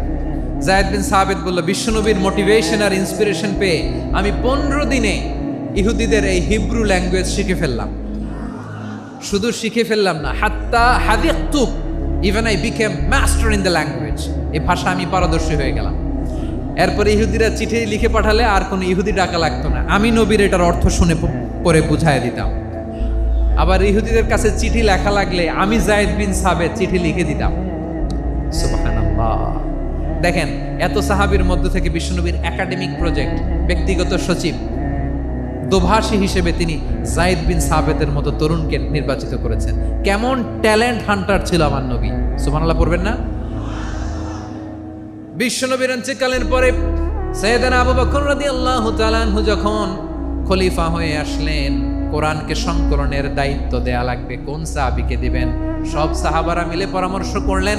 সাইয়েদনা আবু বকর, উমর সবাই মিলে এই বিশাল কোরআন সংকলনের গুরু দায়িত্ব বিশ্বনবীর ব্যক্তিগত সচিব, বিশ্বনবীর দোভাষী, বিশ্বনবীর সিলেক্ট করাই লোক যায়েদ ইবনে সাবেত রাদিয়াল্লাহু তাআলা আনহুকে দিয়েছে। কোরআনের কবি তো আজকে এখানে রাখে নাই। এই যে আজকের যে কোরআন পড়েন, এটা আগে এরকম ছিল না। কোরআন নাজিল হলে সাহাবারা চামড়ার, ওটের চামড়ায় লিখে ফেলতো, ওটের চ্যাপ্টা হাড্ডির মধ্যে লিখে ফেলতো, গাছের গুড়ির মধ্যে লিখে ফেলতো, বিভিন্ন জনের কাছে ছড়ানো ছিটানো ছিল। আবু বকর রাদিয়াল্লাহু তাআলা আনহু একসাথে করলেন, পরবর্তীতে উসমান রাদিয়াল্লাহু তাআলা আনহু একসাথে করলেন 114 সূরার। এখন এই মুসহাফ, এই কম্পাইলেশন, এই কপি আমরা পেয়েছি, যার হিউজ কন্ট্রিবিউশন ছিল। এই পুরো কোরআন কম্পাইলেশনের প্রজেক্ট ম্যানেজার ছিল যায়েদ বিন সাবেত রাদিয়াল্লাহু তাআলা। কোরআন কম্পাইলেশনের প্রজেক্ট ম্যানেজার। দেখেন, উনারে মাথায় হাত দিয়ে আজান শিখায় নাই। সুবহানাল্লাহ কইবেন না? তাহলে প্রথম সাহাবী আবু মাহজুরাকে মুয়াজ্জিন বানাইলেন, যায়েদ বিন সাবেতকে ব্যক্তিগত সচিব আর দোভাষী বানালেন, মুসআব ইবনে উমাইর রাদিয়াল্লাহু তাআলা আনহুকে ইসলামের প্রথম অ্যাম্বাসেডর বানালেন। তাহলে তৃতীয় নাম্বার একজন সাহাবীর নাম বলছি, মুসআব ইবনে উমাইর। মুসআব কি নাম? নামটা কেমন লাগে? এই কয়েকজনের ভাল লাগে, বাকিদের ভাল লাগে না? ভাল লাগে? এই আর কয়েকটা মিনিট দেওয়া যাবে না আমাকে আল্লাহর রাস্তে? হ্যাঁ, ঠিক আছে। আমি তোমাদেরকে ভালোবাসা দেখাবো, দোয়া করব যদি চুপ থাকো, একেবারে চুপ, কষ্ট সহ্য করো। বাকিরে যা সওয়াব পাবে তোমরা ডবল পাবা, যেহেতু কষ্ট বেশি, কিন্তু চুপ। 3 নম্বর সাহাবীর নাম মুসআব। এই ধাক্কাধাক্কি কেন রে ভাই? না, এরকম হইলে আসবো না যশোর, আমি আর আসবো না। হয় পিছনে চলে যাও, নাহলে চুপ, ধাক্কাধাক্কি নাই। 3 নম্বর সাহাবীর নাম মুসআব। কি নাম? He was the first ambassador in Islam. ইসলামের প্রথম ডিপ্লোম্যাট, প্রথম কূটনৈতিক, ইসলামের প্রথম কূটনৈতিক, ইসলামের প্রথম ডিপ্লোম্যাট, প্রথম অ্যাম্বাসেডর মুসআব ইবনে উমাইর। মক্কার তরুণ যুবক, উনি পারফিউম লাগাইলে মানুষ দেখলেই বুঝতো এটা মুসআব লাগাইছে। এমন ড্যাশিং ফেসের ছিল, এমন স্মার্ট ড্যাশিং ফেস, এমন পার্সোনালিটির মানুষ ছিল মুসআব রাদিয়াল্লাহু তাআলা। কারণ যিনি ইসলামের স্পোকম্যান হবেন, মুখপাত্র হবেন, তার স্মার্ট হওয়ার দরকার আছে না নাই? আকাবার প্রথম শপথ যখন হলো, তাদের সাথে বিষ্ণু ঈসা ইসলাম মদিনাতে একজন মুখপাত্র পাঠালেন, ডিপ্লোম্যাটকে পাঠালেন, অ্যাম্বাসেডর অফ ইসলাম। তিনি হচ্ছেন মুসআব ইবনে উমাইর। পড়েন সুবহানাল্লাহ। বিশ্বনবী দেখলেন সে অনেক স্মার্ট, তার ডেডিকেশন আছে, সিনসিয়ারিটি আছে, এবং মদিনায় যে আউস খাজরাজ গোত্রের নেতাদের সাথে ডিল করতে হবে, ইহুদিদের সাথে ডিল করতে হবে, ওখানে একজন পাক্কা জানু খেলোয়াড়ের দরকার আছে না নাই? মুসআব ইবনে উমাইর রাদিয়াল্লাহু তাআলা আনহু, ওনাকে বিষ্ণু ইসা ইসলাম চুজ করলেন। এবং বিষ্ণু ইসা ইসলামের এই চুজিংটা, এই সিলেকশনটা এত সুন্দর ছিল, তিনি মদিনাতে যে বিশ্বনবী আসার আগেই মদিনার জমিনকে তিনি উর্বর করে ফেলছেন। প্রতিটা ঘরে ঘরে কালিমার দাওয়াত তিনি পৌঁছায় দিয়েছেন। জুমার বিধান নাজিল হয়েছে, কিন্তু মক্কায় পরিবেশ নাই জুমা পালনের। বিষ্ণু ইসা ইসলাম একজনকে দিয়ে খবর পাঠালেন, যাও মদিনায় মুসাবকে যে বলো, মুসাব তো আমার শিক্ষক, আমার স্পোকম্যান, মদিনাতে যেন তারা জুমা কায়েম করে। বিশ্বনবীর আগেই মুসাব মদিনার মুসলিমদেরকে নিয়ে মদিনায় প্রথম জুমা কায়েম করে ফেলছে। সুবহানাল্লাহ। ডিপ্লোম্যাটদের কেমন হইতে হয়, অ্যাম্বাসেডারের কেমন হইতে হয়, মুসআব রাদিয়াল্লাহু তাআলা আনহুর কাছ থেকে শিখে নাও। মুসআব নামটা কেমন লাগে? যশোর যাদের সন্তান হবে, ছেলে সন্তান, আমার রাস্তায় পাইলে সবাই জিজ্ঞেস করে, হুজুর একটা নাম দেন, আমার ছেলে হবে। যশোরবাসীর জন্য আমি একটা নাম দিয়ে দিলাম, নাম রাখতে হবে মুসআব। কি নাম? নামটা যাদের ভাল লাগে, ছেলে সন্তান অনাগত আসবে, মনে চাইলে নাম রেখে দিবেন মুসআব রাদিয়াল্লাহু তাআলা আনহুর নামে মুসআব। তাহলে মুসআব রাদিয়াল্লাহু তাআলা আনহুকে বিশ্বনবী ল্যাঙ্গুয়েজ শিখান নাই, সফট স্কিল শিখান নাই। যায়েদ রাদিয়াল্লাহু তিনি হিব্রু ল্যাঙ্গুয়েজ শিখেছেন, সুরিয়ানি শিখেছেন, কিন্তু মুসআবকে তিনি বানিয়েছেন the spokesman of Islam, the first diplomat, the ambassador of Islam. সুবহানাল্লাহ পড়বেন না? আব্দুল্লাহ ইবনে আব্বাস রাদিয়াল্লাহু তাআলা আনহু বিশ্বনবীর কাজিন, চাচাতো ভাই। আবার মাইমুনা রাদিয়াল্লাহু তাআলা আনহু, মাইমুনা নবীর স্ত্রী, তিনি ছিলেন আব্দুল্লাহর আপন খালা। তো নবীর বউ যদি ওনার খালা হয়, নবী তার কি? বুঝে নাই, নবী তার কি? খালু। তাহলে সম্পর্ক অনেক গভীর, কাজিন আবার খালু। ছোট্ট মানুষ, তাই রাতে মাঝে মাঝে ঘরে থাকতো। বিশ্বনবী দেখলেন আব্দুল্লাহ যেহেতু আমার ঘরে ঢুকতে পারে, আব্দুল্লাহরে এই উম্মতের বড় শিক্ষাবিদ বানাইতে হবে। কথা বোঝে নাই? আব্দুল্লাহকে কি বানাইতে হবে? শিক্ষাবিদ, এডুকেটর অফ দিস উম্মাহ, এই উম্মার শিক্ষাবিদ বানাইতে হবে।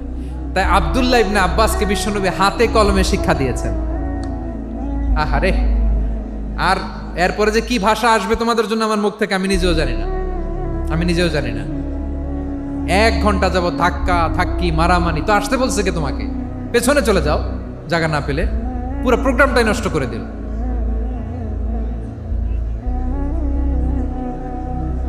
জি, আমার দিকে তাকান, আমি শেষ করে দিচ্ছি। হবে না, ইন্টেলেকচুয়াল আলোচনা এখানে হবে না, আমি বুঝতে পারছি, আমি শেষ করে দিচ্ছি।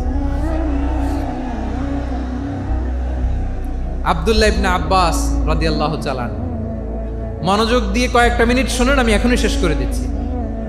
এরপর আওয়াজ করবে, এই যে এগুলো কি আমি বুঝলাম না।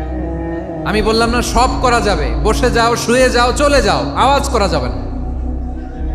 অন্যকে বসো এটাও বলার দরকার নাই, জাস্ট এদিকে তাকাও। আল্লাহ। আব্দুল্লাহ ইবনে আব্বাস রাদিয়াল্লাহু তাআলা আনহু, ওনাকে বিশ্বনবী হাতে কলমে শিক্ষা দিয়েছেন, যেহেতু উম্মতের শিক্ষাবিদ হবেন, এডুকেটর হবেন।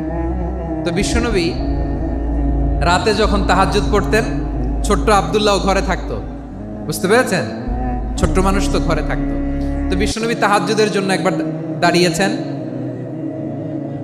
ছোট্ট আব্দুল্লাহ ওযু করে দাঁড়াইছে।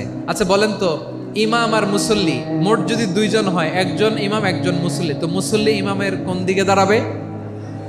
ডানে দাঁড়াবে। ছোট্ট আব্দুল্লাহ বোঝে নাই, বিশ্বনবী তাহাজ্জুদ শুরু করেছেন, উনি ইক্তেদা করছেন আর দাঁড়াইছেন বায়ে। কোথায় দাঁড়িয়েছেন? আব্দুল্লাহ বলেন, যখন আমি বায়ে দাঁড়ালাম, আখাযা রাসূলুল্লাহ সাল্লাল্লাহু আলাইহি ওয়াসাল্লাম উযুনি আল ইউমনা ইয়াফতিলুহা, বিশ্বনবী নামাজরত অবস্থায় আমার কান ধরে টেনে আমার ডান দিকে এনে দাঁড় করায় দিলেন। পড়েন সুবহানাল্লাহ। দেখেন, হাতে কলমে শিক্ষা। আর জীবনে ভুলাবে? কথা কয় না, আর ভুলাবে? আর ভুল হবে না। এভাবে বিশ্বনবীর অনেক সঙ্গ পেয়েছেন, সফর করেছেন, একই বাহনে বসেছেন, এক বাহনে বসে লম্বা নাসিহত করেছেন, বলেছেন, ইয়া গোলাম ইহফাদিল্লাহ ইয়াহফাজকা, ইহফাদিল্লাহ তাজিদহু তুজাহাক, ইদা সাআলতা ফাসআলিল্লাহ ওয়া ইদা ইসতাআনতা ফাসতাইন বিল্লাহ। আল্লাহর বিধান মানো, আল্লাহর বিধান রক্ষা করো, আল্লাহ তোমায় রক্ষা করবে। আব্দুল্লাহ, চাইতে হলে আল্লাহর কাছে চাও, সাহায্য চাইতে হলে আল্লাহর কাছে সাহায্য চাও। মনে রেখো, গোটা বিশ্বের সবাই যদি তোমার সাহায্য করতে চায়, ততটুকুই করতে পারবে যতটুকু আল্লাহ তোমার নসিবে রেখেছে। গোটা বিশ্ব যদি তোমার বিরুদ্ধে ষড়যন্ত্রে দাঁড়িয়ে যায়, ক্ষতি ততটুকু করতে পারবে যতটুকু তোমার জন্য বরাদ্দ আছে, এর বাইরে কিছু করতে পারবে না। আওয়াজ করে বলেন ঠিক কিনা? এভাবে হাতে কলমে শিখিয়েছেন। বিশ্বনবী সঙ্গ পেয়েছেন, ওনাকে বিষ্ণু ইসলাম শিক্ষাবিদ, এডুকেটেড অফ দিস উম্মাহ হিসেবে সিলেক্ট করেছেন, হাতে কলমে শিখিয়েছেন। বিশ্বনবী একবার প্রকৃতির ডাকে সাড়া দিয়ে এসেছেন। এখন কি করতে হবে? নামাজের জন্য অজু করতে হবে। বিশ্বনবী এসেই দেখেন অজুর বদনায় পানি ভরা, খুশি হয়ে গেলেন, বললেন কে রেখেছে পানি? একজন বলল আব্দুল্লাহ রেখেছে। বিশ্বনবী অত্যন্ত খুশি হলেন, খুশি হয়ে একটা দোয়া করলেন, বললেন আল্লাহুম্মা ফাক্কিহু ফিদ্দীন ওয়া আল্লিমহু তা'ওয়ীল। আল্লাহ তুমি আব্দুল্লাহকে দ্বীনের বুঝ দিও আর কোরআনের তাফসীর শিক্ষা দিও। বিশ্বনবীর এই দোয়া এমন লাগছে, উনি রাইসুল মুফাসসিরিন, এই পৃথিবীতে যত মুফাসসির ছিল, যত মুফাসসির আসবে, সকল মুফাসসিরের সম্রাট হিসেবে স্বীকৃত হয়েছেন আব্দুল্লাহ ইবনে আব্বাস। বিশ্বনবী ওনারা আজান শিখান নাই, বিশ্বনবী ওনারা ল্যাঙ্গুয়েজ শিখান নাই, বিশ্বনবী ওনারা অ্যাম্বাসাডর বানান নাই, হাতে কলমে শিক্ষা দিয়েছেন। ছোট্ট মানুষ বিশ্বনবী ইন্তেকাল করলেন, আবু বকরের সময় গেল, ওমরে ফারুকের খেলাফত, তখনও তিনি তরুণ। ওমরে ফারুক রাদিয়াল্লাহু তাআলা আনহু ওনার ক্যাবিনেট মিনিস্ট্রির বৈঠকে এই আব্দুল্লাহ ইবনে আব্বাসকে পাশ দিয়ে বসায় রাখতেন। বয়স্ক সাহাবারা এটা পছন্দ করতো না, তারা বলতো ঘটনা কি, আব্দুল্লাহর মতো ছেলে নাতি আমাদের আছে, এরা কেন রাখে ওমরে ফারুক? ওমরে ফারুক এটা টের পেলেন, তিনি বুঝতে পারলেন যে ক্যাবিনেট মেম্বাররা এটা পছন্দ করে না, ছোট্ট আব্দুল্লাহরে কেন রাখি, কেন যে রাখি এটা একদিন বুঝাবো। একদিন মিটিংয়ে তিনি সবাইকে বললেন ইদা জাআ নাসরুল্লাহি ওয়াল ফাতহ। এই আয়াত দ্বারা উদ্দেশ্য কি বলেন তো মুরব্বী সাহাবীরা? এক সাহাবী বলেন এই সূরা দ্বারা উদ্দেশ্য, আল্লাহ বলেছেন আমাদেরকে বিভিন্ন ল্যান্ড, বিভিন্ন এলাকা বিজয় করতে হবে। ওমরে ফারুক বললেন না, হয়নি। আরেকজন বললেন বিজয় হওয়ার পর আমাদের বেশি বেশি আল্লাহর বরত্বের ঘোষণা দিতে হবে, এটা উদ্দেশ্য। ওমরে ফারুক বললেন না, হয় নাই। যারা জিজ্ঞেস করেন কেউ পারে না। সব শেষে বিশ্বনবী ছোট্ট আব্দুল্লাহরে বলেন আব্দুল্লাহ ইদা জাআ নাসরুল্লাহি ওয়াল ফাতহ, এর দ্বারা উদ্দেশ্য কি বলো তো? ছোট্ট আব্দুল্লাহ বলেন হুয়া আজালু রাসূলিল্লাহ। এই আয়াত দ্বারা বিশ্বনবীর বিদায়কে উদ্দেশ্য নেওয়া হয়েছে। ওমরে ফারুক বললেন হাযা হুয়া, এটাই তো সঠিক উত্তর, এটাই সঠিক তাফসীর এই আয়াতের। কারণ ইদা জাআ নাসরুল্লাহি ওয়াল ফাতহ, যখন আল্লাহর সাহায্য আর বিজয় আসবে, ওয়া রাআইতান নাসা ইয়াদখুলুনা ফি দীনিল্লাহি আফওয়াজা, আপনি দেখবেন দলে দলে ঢলে ঢলে বানের পানির মতো মানুষ ইসলামের দিকে ঢুকতেছে, ইসলামের বিজয় হয়েছে। তো ইসলামের বিজয়ের মিশন নিয়ে নবী আসছে, বিজয়ী যখন হয়ে গেছে এখন তো নবীর বিদায় হবে। জোরে বলেন ঠিক কিনা? কোন সাহাবী এই সূক্ষ্ম কথাটা ধরতে পারে নাই, ওই আব্দুল্লাহ ছাড়া। আব্দুল্লাহ যখন উত্তর দিছে সব সাহাবীদের টনক নড়েছে। এরপর থেকে কোনো ক্যাবিনেট মিটিং এ আর কোনো সাহাবারা কোনো প্রশ্ন করে নাই, আওয়াজ করে পড়েন সুবহানাল্লাহ। বিশ্বনবী আব্দুল্লাহ ইবনে আব্বাসকে দ্য এডুকেটর অফ দ্য উম্মাহ, উম্মার শিক্ষাবিদ হিসেবে গ্রহণ করেছেন। আওয়াজ করে পড়তে হবে আল্লাহু আকবার। সাহাবীদের নামগুলো মনে থাকবে? এক নম্বরে আবু মাহজুরা, মুয়াজ্জিন বানাইছেন। যায়েদ ইবনে সাবিত, দোভাষী, ট্রান্সলেটর অফ প্রফেট, এবং তিনি ছিলেন বিশ্বনবীর ব্যক্তিগত সচিব। মুসআব ইবনে উমাইর, the first ambassador and diplomat of Islam. আব্দুল্লাহ ইবনে আব্বাস, এই উম্মার সবচেয়ে বড় এডুকেটর, শিক্ষাবিদ। আরেকজন ছিল আব্দুল্লাহ ইবনে মাসউদ রাদিয়াল্লাহু তাআলা। দুই আব্দুল্লাহ, আব্বাস গেল, আরেকজন হচ্ছে মাসউদ। মক্কার তরুণ, ছাগল পালতো মুশরিকের। বিশ্বনবী আর আবু বকর রাদিয়াল্লাহু তাআলা আনহু একবার গেলেন, যে দেখে এই তরুণ দাঁড়ায় আছে। বিশ্বনবী বলেন আমি খুব ক্ষুধার্ত, তোমার কাছে কি দুধ আছে ছাগলের? আব্দুল্লাহ ইবনে মাসউদ বলে আছে। ওয়ালাকিন আনা মু'তামান, কিন্তু যে দুধ আছে এটা আমানতের, আমি দিতে পারবো না। বিশ্বনবী এইটা শুনেই তার টার্গেট করে ফেলছে। আনা মু'তামান, দুধ আছে কিন্তু এটা আমার মালিকের, আমি তো দরদ দেখাই, আমার মালিকের দুধ আপনি পথিক, আপনারা দিতে পারি না। বিশ্বনবী টার্গেট করে ফেলছেন, এরে আমার কাজে লাগাইতে হবে। বিশ্বনবী বলেন আচ্ছা ঠিক আছে, দুধ দিও না, কিন্তু এমন ছাগি আছে কিনা যেই ছাগির সাথে কোনো ছাগলের মিলন হয় নাই, তার ওলানে দুধও আসে নাই, বাচ্চাও নাই, এরকম ছাগির থেকে যদি আমি দুধ খাই তাহলে তো সমস্যা নাই। বলতেছে এরকম ছাগির থেকে দুধ খাইলে সমস্যা নাই, কারণ এরকম ছাগির ওলান থেকে দুধ আসবেও না। বলতেছে ঠিক আছে, এরকম একটা ছাগি নিয়ে আসা হলো। বিশ্বনবী বিসমিল্লাহ বলে ওই ছাগির ওলানে হাত দিলেন। হাত দিতে দেরি, পুরো ওলানটা দুধে ভরে যেতে দেরি হয় না। বিশ্বনবী আর আবু বকর রাদিয়াল্লাহু তাআলা আনহু দহন করে পেট ভরে খেলেন। এই দৃশ্য আব্দুল্লাহ ইবনে মাসউদের হৃদয়ে দাগ কাটলো। এই মুজিজা দেখে তিনি বললেন আশহাদু আল্লা ইলাহা ইল্লাল্লাহ ওয়া আশহাদু আন্না মুহাম্মাদুর রাসূলুল্লাহ। তিনি ষষ্ঠ মুসলিম ছিলেন, 6 নম্বর মুসলমান। ওনাকে টার্গেট করে বিশ্বনবী দেখলেন এমন ইন্টেলেকচুয়াল ব্রেন, উনি সূক্ষ্ম সূক্ষ্ম জিনিস বুঝে বেশি, ফিকহি জ্ঞান ওনার মধ্যে বেশি। বিশ্বনবী ওনাকে কোরআনের জ্ঞান শিক্ষা দিতে লাগলেন। উনি বিশ্বনবী সবার কাছে কোরআন শোনায়, কিন্তু বিশ্বনবী নিজে আব্দুল্লাহ ইবনে মাসুদের কাছ থেকে কোরআন শুনতো। বিশ্বনবী একবার বললেন, ইকরা আলাইয়া ইয়া মাসুদ। ইবনে মাসুদ একবার শোনাও তো কোরআন দেখি। আব্দুল্লাহ ইবনে মাসুদ বলে, আকরাউ আলাইকা ওয়া আলাইকা উনজিল। নবী, আপনার উপর কোরআন নাজিল হয় আর আমি আপনার সামনে কোরআন পড়ব। বিশ্বনবী বললেন, ইন্নী উহিব্বু আন আসমাআহু মিন গায়রি। আমি নিজে পড়তে যেমনি ভালোবাসি, অন্যে পড়ুক আমি শুনবো, এটাও আমি ভালোবাসি। সূরা নিসা তিনি তেলাওয়াত করে শুনিয়েছেন। এমন সূক্ষ্ম সূক্ষ্ম বিষয় বিশ্বনবী উনাকে ধরিয়ে দিয়েছেন। উনি হয়ে গিয়েছেন আব্দুল্লাহ ইবনে আব্বাস, হয়েছেন রাইসুল মুফাসসিরিন, উনি হয়ে গিয়েছেন ফাকিহুল উম্মাহ। ওনার চাইতে বড় ফকি এই পৃথিবী আর দেখবে না। চিল্লায় বলেন সুবহানাল্লাহ। উনি বলতেন, ওয়াল্লাহি ওয়াল্লাহি ইল্লাযী লা ইলাহা গায়রু মা উনজিলাত সূরাতুন ইল্লা ওয়া আনা আ'লামু আইনা উনজিলাত ওয়া ফীমা উনজিলাত। বিশ্বনবী এমন ভাবে কোরআনের দার্স আমাকে দিয়েছেন, কোরআনে যত সূরা নাজিল হয়েছে, যেখানে নাজিল হোক না কেন আমি জানি এটা কোথায় নাজিল হয়েছে এবং কোন প্রেক্ষাপটে নাজিল হয়েছে। এমন একটা সূরা নাই যে সূরার কোথায় নাজিল হয়েছে আমি মাসুদের জানা নাই, কোন প্রেক্ষাপটে নাজিল হয়েছে আমার জানা নাই। এরকম ঘটবে না। চিল্লায় বলেন আল্লাহু আকবার। এই আব্দুল্লাহ ইবনে মাসউদ রাদিয়াল্লাহু তাআলা ওমরে ফারুকের সময় কুফার চিফ জাস্টিস ছিলেন। কুফা নগরীর চিফ জাস্টিস। চিফ জাস্টিস বোঝেন নাই? বিচারপতি। কি ছিলেন? সবাই বলে নাই কি ছিলেন? বিচারপতি ছিলেন। এবং ওনার যে ফিকহি জ্ঞানের ধারা, এটাই আলকামা, ইব্রাহিম আন-নাখাই, হাম্মাদ ইবনে সুলাইমান হয়ে ইমাম আবু হানিফা পর্যন্ত পৌঁছেছে। এবং ওনার ফিকহি জ্ঞানের ধারাই হানাফি মাযহাবে অ্যাকসেপ্ট হয়েছে। আজও এগুলো হানাফি মাযহাবে চর্চিত হয়। হানাফি মাযহাবের সব ফিক আব্দুল্লাহ ইবনে মাসউদের ফিকহি জ্ঞানের ধারা থেকে নেওয়া হয়েছে। চিল্লায় পড়েন সুবহানাল্লাহ। তাহলে উনাকে বিশ্বনবী বানিয়েছেন জুরিস্ট, আইনবিদ, ফকিহ। উনারে আজান শিখান নাই। হিউম্যান রিসোর্স ডেভেলপমেন্ট কিভাবে করবেন, মানব সম্পদের উন্নয়ন কিভাবে করতে হয়, কিভাবে যার যেখানে প্রতিভা কাজে লাগাতে হয় উনি দেখিয়েছেন। সুবহানাল্লাহ পড়বেন না? খালিদ বিন ওয়ালিদ নাম শুনছেন? কে কে শোনেন নাই হাত তোলেন। কি ছিলেন? বীর যোদ্ধা ছিলেন খালিদ বিন ওয়ালিদ। কিন্তু তিনি ইসলাম ধর্ম গ্রহণ করেছেন অনেক দেরিতে, 8ম হিজরিতে। তার মানে 8ম হিজরির আগে উনি মুশরিকদের পক্ষে লড়াই করেছেন। ওনার হাতে কত মুসলিম সাহাবী যে নিহত হয়েছে হিসাব নাই। বিশ্বনবী টার্গেট করে রাখছে, তুমি আমাদের মুসলিমদের এত ক্ষতি করলা, তুমি যখন মুসলমান হবা তোমারে দিয়ে আমি এমন কাম করামু যে এটা আর কেউ করতে পারবে না। সুবহানাল্লাহ নাই?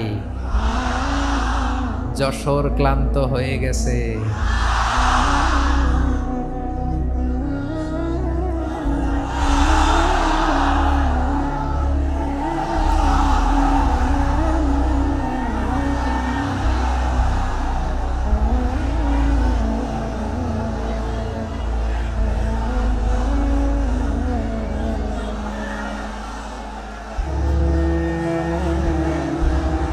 মাশাআল্লাহ।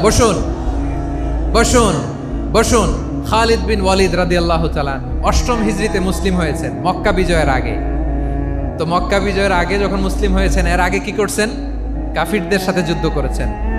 উনি উহুদের যুদ্ধে মুসলমানদের যে পরাজয় ভাব, কঠিন পরিস্থিতির মুখোমুখি ওনার কারণে পেছন থেকে এমন আতর্কিত আক্রমণ করেছেন, মুসলমানদেরকে কচুকাটা করেছেন।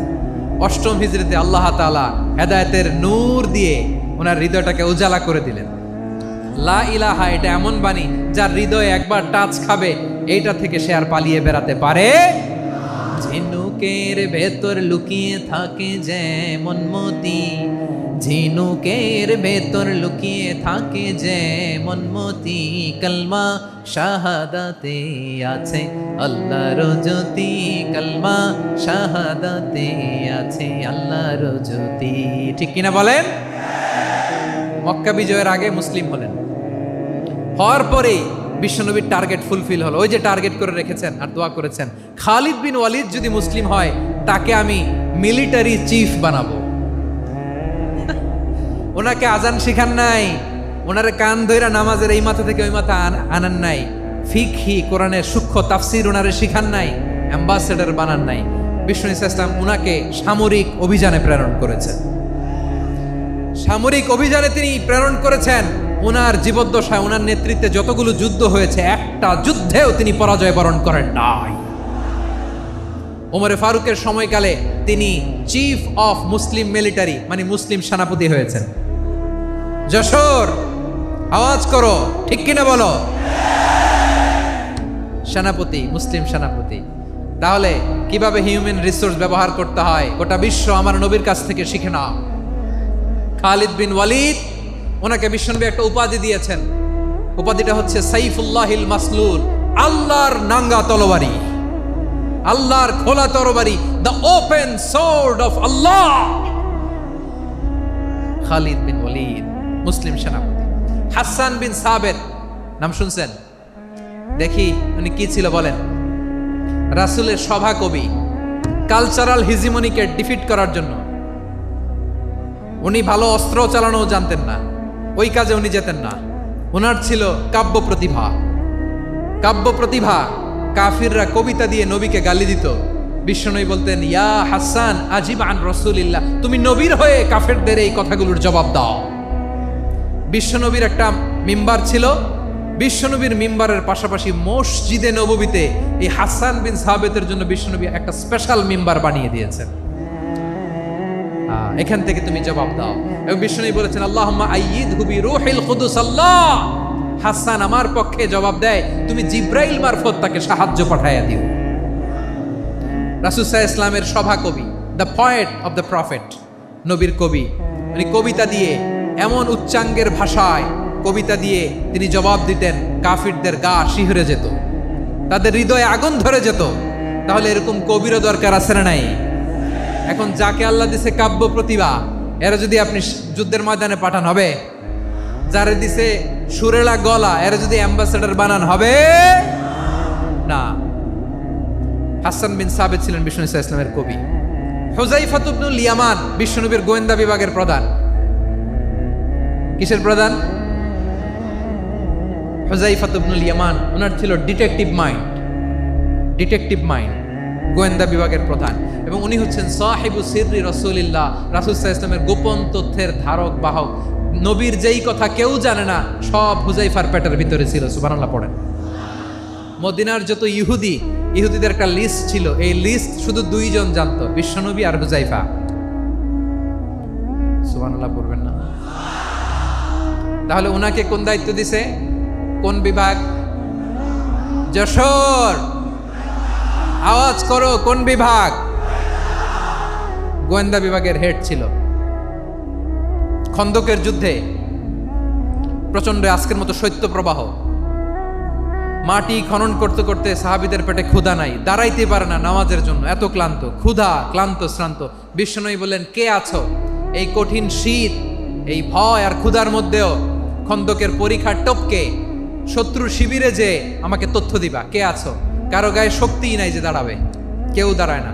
বিশ্বনবী তখন নিজে হুযায়ফাকে ডাক দিলেন, হুযায়ফা, যে আমাকে আজকে শত্রু শিবিরের তথ্য এনে দিবে, সে জান্নাতে আমার মরাফাকা, আমার সঙ্গী হবে। হুযায়ফা রাদিয়াল্লাহু ইবনুল ইয়ামান জীবনের ঝুঁকি নিয়ে এই ক্ষুধা, শৈত্য প্রবাহ, কোল্ড ওয়েভসকে উপেক্ষা করে পরীক্ষা টপকে শত্রু শিবিরে যে সবার কথাগুলো চুপে চুপে শুনে বিশ্বনবীর দরবারে এসে গোয়েন্দাদের মতো তথ্য সরবরাহ করেছে। বিশ্বনবীর গোয়েন্দা বিভাগের প্রধান হুযায়ফা ইবনুল ইয়ামান ইন্টেলিজেন্স বিভাগ চালাতেন। মুনাফিকদের নাম ওনার কাছে ছিল। মুআয ইবনে জাবাল মদিনা রাষ্ট্রের সবচেয়ে সিনিয়র আমলা ছিলেন। আমলাতন্ত্র চিনেন তো? প্রশাসনিক কাজ যারা চালায়, অ্যাডমিনিস্ট্রেশন বুঝেন না? The department of administration. মদিনার রাষ্ট্রের সিনিয়র আমলা মুআয ইবনে জাবাল মুতাখাসসিসুন ফিল হালালি ওয়াল হারাম, হালাল হারামের স্পেশালিস্ট ছিলেন।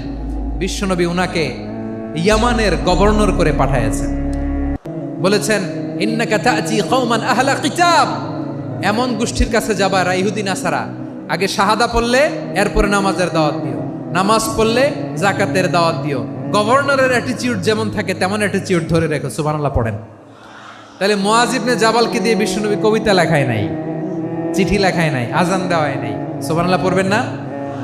সব শেষ সাহাবী বলি আবু হুরায়রা রাদিয়াল্লাহু তাআলা, নাম শুনছেন? বিড়ালের বাবা। কি করতেন? খালি হাদিস মুখস্থ করতেন। উনি বলতেন আলজামু রাসূলুল্লাহ আলা মিল ইবাতনি, আমার শুধু পেটের ক্ষুধার বন্দোবস্ত হইলে আমি নবীর সঙ্গ ছাড়তাম না। আমার আনসার সাহাবারা ক্ষেত খামারের কাজ করতো, আমার মুহাজির সাহাবারা ব্যবসা করতো, আর আমি নবীর সাথে সাথে থাকতাম। শুধু সকাল বিকাল দুই বেলা যদি আমার খাবারের বন্দোবস্ত হয়, আমি আর নবীর লক ছাড়ি না। সুবহানাল্লাহ কইবেন না? 5374টা হাদিস তিনি বর্ণনা করেছেন। সবচেয়ে বেশি হাদিস বর্ণনাকারী সাহাবী। হাদিস প্রিজার্ভেশনের কাজে বিশ্বনবী ওনাকে কাজে লাগিয়েছেন। উনি একদিন বলেন, ইয়া রাসূলুল্লাহ আসমাউ মিনকা কাসীরান ফালা আহফাজু, নবী অনেক কথা শুনি আমার মনে থাকে না। বিষ্ণু বললেন তাই? উবসুত রিদাক, তোমার চাদরটা বিছাও। আবু হুরায়রা বিছালেন, বিশ্বনবী হাত বুলায় দিলেন, এরপরে অনেক হাদিস বর্ণনা করলেন। আবু হুরায়রা বলে, তারপর থেকে বিশ্বনবী যাই বর্ণনা করে আমি শুনি আর একটাও বলি না। এখন সুবহানাল্লাহ। বিশ্বনবী ওনাকে হাদিস প্রিজার্ভেশন, নবীর এই যে লক্ষ্য হাদিস প্রিজার্ভেশনের এই দায়িত্ব দিয়েছেন সাইয়েদনা আবু হুরায়রা রাদিয়াল্লাহু তাআলা আনহুকে। প্রিয় ভাইরা, তাহলে 10 জন সাহাবীর কথা যে বললাম, আপনারা কি খেয়াল করেছেন কত বড় ট্যালেন্ট হান্টার, চৌকস ট্যালেন্ট হান্টার ছিল আমার নবী। এক একজনের এক এক ট্যালেন্ট, এক এক কাজে অ্যাসাইন করেছেন, এক একজনকে এক এক দায়িত্ব দিয়েছেন, এক একজনের প্রতিভাকে এক একভাবে বিকশিত হওয়ার সুযোগ দিয়েছেন। আওয়াজ করে বলেন ঠিক কি না? এখন আমার পর্দার আড়ালে আমার মায়েরা বলবে, এতগুলো পুরুষ সাহাবীর কথা বললো, নারী সাহাবীরা কি কিছু করে নাই? মোনাজাত হবে, দোয়া ছাড়া কেউ যাব না। রুফাইদা আল আসলামিয়া রাদিয়াল্লাহু তাআলা আনহা, ওনার বাবার নাম সাআদ আল আসলামি। বিশ্বনবী কি খেয়াল করলেন দেখেন, সাআদ ছিল মদিনার বড় ডাক্তার। এই নারী সাহাবী রুফাইদা বাবার কাছ থেকে চিকিৎসা বিদ্যা শিখেছেন। যখন শিখছে, বিশ্বনবী দেখলেন আমার তো প্রতি সপ্তাহে সপ্তাহে যুদ্ধে আহত সাহাবীদের সেবা দিবে কে? বিশ্বনবী রুফাইদাকে বললেন, রুফাইদা তুমি মসজিদে নববীর পাশে একটা মেডিকেল ক্যাম্প করো। এই যে সাকিনা আদ্দিন মেডিকেলের আমার ছাত্রী বন্ধুরা, শুনে রাখো, তোমাদের আইকন হচ্ছে এই রুফাইদা আল আসলামিয়া। বিশ্বনবীর ডিরেকশন অনুযায়ী তিনি মসজিদে নববীর পাশে একটা মেডিকেল ক্যাম্প করলেন এবং আহত সাহাবাদের চিকিৎসা উনি ওনার টিম নিয়ে দিতেন। বিশ্বনবীর পরামর্শে উনি আনসারি এবং মুহাজির মহিলা সাহাবীদেরকে নিয়ে একটা স্পেশাল মেডিকেল টিম গঠন করলেন। খায়বার যুদ্ধে 7ম হিজরিতে যখন বিশ্বনবী যায়, উনি ওনার টিম নিয়ে আসলেন, বললেন, ইয়া রাসূলুল্লাহ, আমরা তো তলোয়ার চালাতে পারি না, আমরা তো তীর মারতে পারি না, আপনি যদি অনুমতি দেন খায়বার অভিযানে আমি আমার টিম নিয়ে মেডিকেল টিমের সেবাটা সার্ভিসটা দিতে চাই। পড়েন সুবহানাল্লাহ। বিশ্বনবী অনুমতি দিলেন, যোদ্ধা সাহাবীদের সাথে রুফাইদা আল আসলামিয়া উনিও মেডিকেল টিম নিয়ে অগ্রসর হলেন। খায়বারের প্রতিটা আহত ইনজুর্ড সাহাবী যারা ইনজুরির শিকার হয়েছেন, সবাই রুফাইদা আল আসলামিয়ার এই মেডিকেল ক্যাম্প থেকে চিকিৎসা সহায়তা পেয়েছেন। সুবহানাল্লাহ পড়েন। দেখেন কিভাবে বিশ্বনবী ট্যালেন্ট বাছাই করতেন। আপনি অবাক হবেন, বাহরাইনের মেডিকেল ইউনিভার্সিটিতে রুফাইদা আল আসলামিয়া মেডিকেল প্রাইজ অ্যাওয়ার্ড প্রতি বছর দেয়া হয়। যদি 8 দিনের এই মেডিকেল, আমার বোনেরা যদি জেনে থাকো জানো, না হলে নতুন করে জানো, সার্চ দিও রুফাইদা আল আসলামিয়া মেডিকেল অ্যাওয়ার্ড, বাহরাইনের ইউনিভার্সিটিতে দেয়া হয়। প্রিয় ভাইয়েরা, তাহলে আলোচনার সামারি আমরা করি। বিশ্বনবী যার যেখানে ট্যালেন্ট তাকে ওইখানে কাজে লাগাতেন। আওয়াজ করে বলেন ঠিক কিনা? এবার একটা ইন্টারভিউ হবে, আওয়াজ করে বলেন, আবু মাহজুরাকে বিশ্বনবী কি বানাইছেন? হ্যাঁ, ভুলে গেছেন? সামনের চুলে হাত দিয়ে বিশ্বনবী কি সুন্দর গলায় আজান শিখালেন। মুয়াজ্জিন। যায়েদ বিন সাবিতকে একাডেমিক প্রজেক্টের দায়িত্ব দিয়েছেন, তিনি ছিলেন বিশ্বনবীর দোভাষী ব্যক্তিগত সচিব। মুসআব ইবনে উমাইর, the first ambassador of Islam. আব্দুল্লাহ ইবনে আব্বাস, উম্মার বড় শিক্ষাবিদ মুফাসসির। আব্দুল্লাহ ইবনে মাসউদ ছিলেন জুরিস্ট। কি ছিলেন? জুরিস্ট ছিলেন, এই উম্মার সবচেয়ে বড় জুরিস্ট। খালিদ বিন ওয়ালিদ, সেনাপ্রধান। হাসান বিন সাবিত ছিলেন বিশ্বনবীর সভাকবি। কি ছিলেন? বিশ্বনবীর সভাকবি ছিলেন। এরপরে হুযায়ফা ইবনুল ইয়ামান কি ছিলেন? গোয়েন্দা বিভাগের প্রধান। মুআয ইবনে জাবাল কি ছিলেন? সিনিয়র আমলা। ইয়ামানের গভর্নর। আবু হুরায়রা রাদিয়াল্লাহু তাআলা আনহু হাদিস প্রিজার্ভেশনের কাজ করেছেন। আর আমাদের রুফাইদা আল আসলামিয়া রাদিয়াল্লাহু তাআলা আনহা কি ছিলেন? নার্স ছিলেন। নার্স হয়ে মেডিকেল সেবা দিয়েছেন। প্রিয় ভাইয়েরা, পুরো আলোচনার যদি সামারি করি তাহলে বিশ্বনবী যেভাবে হিউম্যান রিসোর্সকে ম্যানেজ করেছেন, যার যেখানে প্রতিভা কাজে লাগিয়েছেন, আমরাও যদি করি আমাদের বাংলাদেশের চিত্র আমরা পাল্টে যেতে পারবো। আমরা শুরুতে শুনেছি মানুষের আছে অসীম সম্ভাবনা, প্রতিটা মানুষ অনন্য, যত্ন নিলে, যথাযথ পরিচর্যা করলে মানুষ বিশ্ব জয় করতে পারে, ঠিক কিনা? আমাদের হাফেজে কোরআনের সামনে দাঁড়াতে পারে এমন কোনো হাফেজে কোরআন আল্লাহর জমিনে জন্ম হয় নাই। ওটা বিশ্ব কাঁপিয়ে তারা সেরা। আমাদের ক্রিকেটাররা সেরা, আমাদের তৈরি পোশাক শিল্প সেরা। এরকম অনেক অনেক সেরা জিনিস আছে, আমরা এগুলোরে নার্চারিং করতে পারি নাই, পরিচর্যা করতে পারি নাই, সঠিক তারবিয়াতের অভাব। তাহলে মানুষের অসীম সম্ভাবনাকে কাজে লাগাতে হবে, ঠিক কিনা বলেন? ইউনুস গভর্নমেন্টকে আমি বলবো, অল্প সময়ের জন্য আপনারা এসেছেন, সংস্কারও করতে হবে, আবার নির্বাচনও করতে হবে। সব সংস্কার হতে করতে পারবেন না, যতটুকু পারবেন এর মধ্যে আমাদের যে হিউজ ম্যান পাওয়ার, আমাদের যে মানব সম্পদ, হিউম্যান রিসোর্স, এটাকে ডেভেলপ করে আপনাদের যেতে হবে। যেটা পারবেন না সেটাকে পরবর্তী নির্বাচিত গভর্নমেন্টের কাছে রেখে যেতে হবে, যে তারা যেন করে, তাদের কাছে আপনারা এটা রেখে যাবেন। তাহলে মানুষ চাইলে বিশ্ব জয় করতে পারে। আর মানুষকে হারাতে পারে কেউ? জোরে বলো যশোর, মানুষকে হারাতে পারে কেউ? আল্লাহ আমাদেরকে জনসংখ্যা দিয়েছেন প্রিয় ভাইয়েরা। এই জনসংখ্যা অনেক বড় সম্পদ, এটা আমাদের জন্য অভিশাপ নয়, আশীর্বাদ। আমাদের জনসংখ্যাকে যদি আমরা জনশক্তিতে রূপান্তর করতে পারি, আজকে বাংলাদেশ যে অবস্থানে দাঁড়িয়ে আছে, বাংলাদেশ তার 20 গুণ উন্নতির শিখরে চলে যাবে। চিল্লায় বলো ঠিক কিনা? আমাদের শ্রমিক ভাইয়েরা বাইরে কাজ করে, আমাদের শ্রমজীবী ভাইয়েরা, প্রবাসীরা, তাদের ব্যাপারে গুরুত্ব দিতে হবে। আমাদের শ্রমের দাম সবচেয়ে কম, সবচেয়ে কম। তারা এম্বাসিতে গুরুত্ব পায় না, এয়ারপোর্টে গুরুত্ব পায় না। এই সরকার অবশ্য তাদেরকে অনেক গুরুত্ব দিচ্ছে। আমাদের অদক্ষ শ্রমিককে যখন আমরা দুবাই পাঠাই, অল্প বেতন পায়, কিন্তু ইন্ডিয়ানরা দক্ষ শ্রমিক পাঠাইলে তার 3 গুণ বেতন পায়।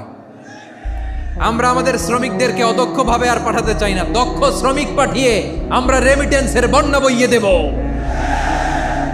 আমাদের শ্রমিকদের পাঠানো রেমিটেন্সের টাকায় সচল থাকে আমার দেশের অর্থনীতির চাকা। তাদেরকে সবচেয়ে গুরুত্ব দিতে হবে। আমরা পেয়েছি ফ্রিডম ফাইটার, মুক্তিযোদ্ধা, আর আমার প্রবাসী ভাইরা হচ্ছে রেমিটেন্স ফাইটার। জোরে বলো ঠিক কিনা? তাহলে আমাদের এই জনশক্তিকে জনসম্পদে ট্রান্সফর্ম করতে হবে, ঠিক কিনা বলেন? সরকার জনগণকে এভাবে পলিশ করতে হবে। মা বাবারা ছেলে মেয়েদের মধ্যে কার কোন যোগ্যতা, তাকে ওইভাবে কাজে লাগাতে হবে। সবার A+ পাওয়ার কোনো দরকার নেই।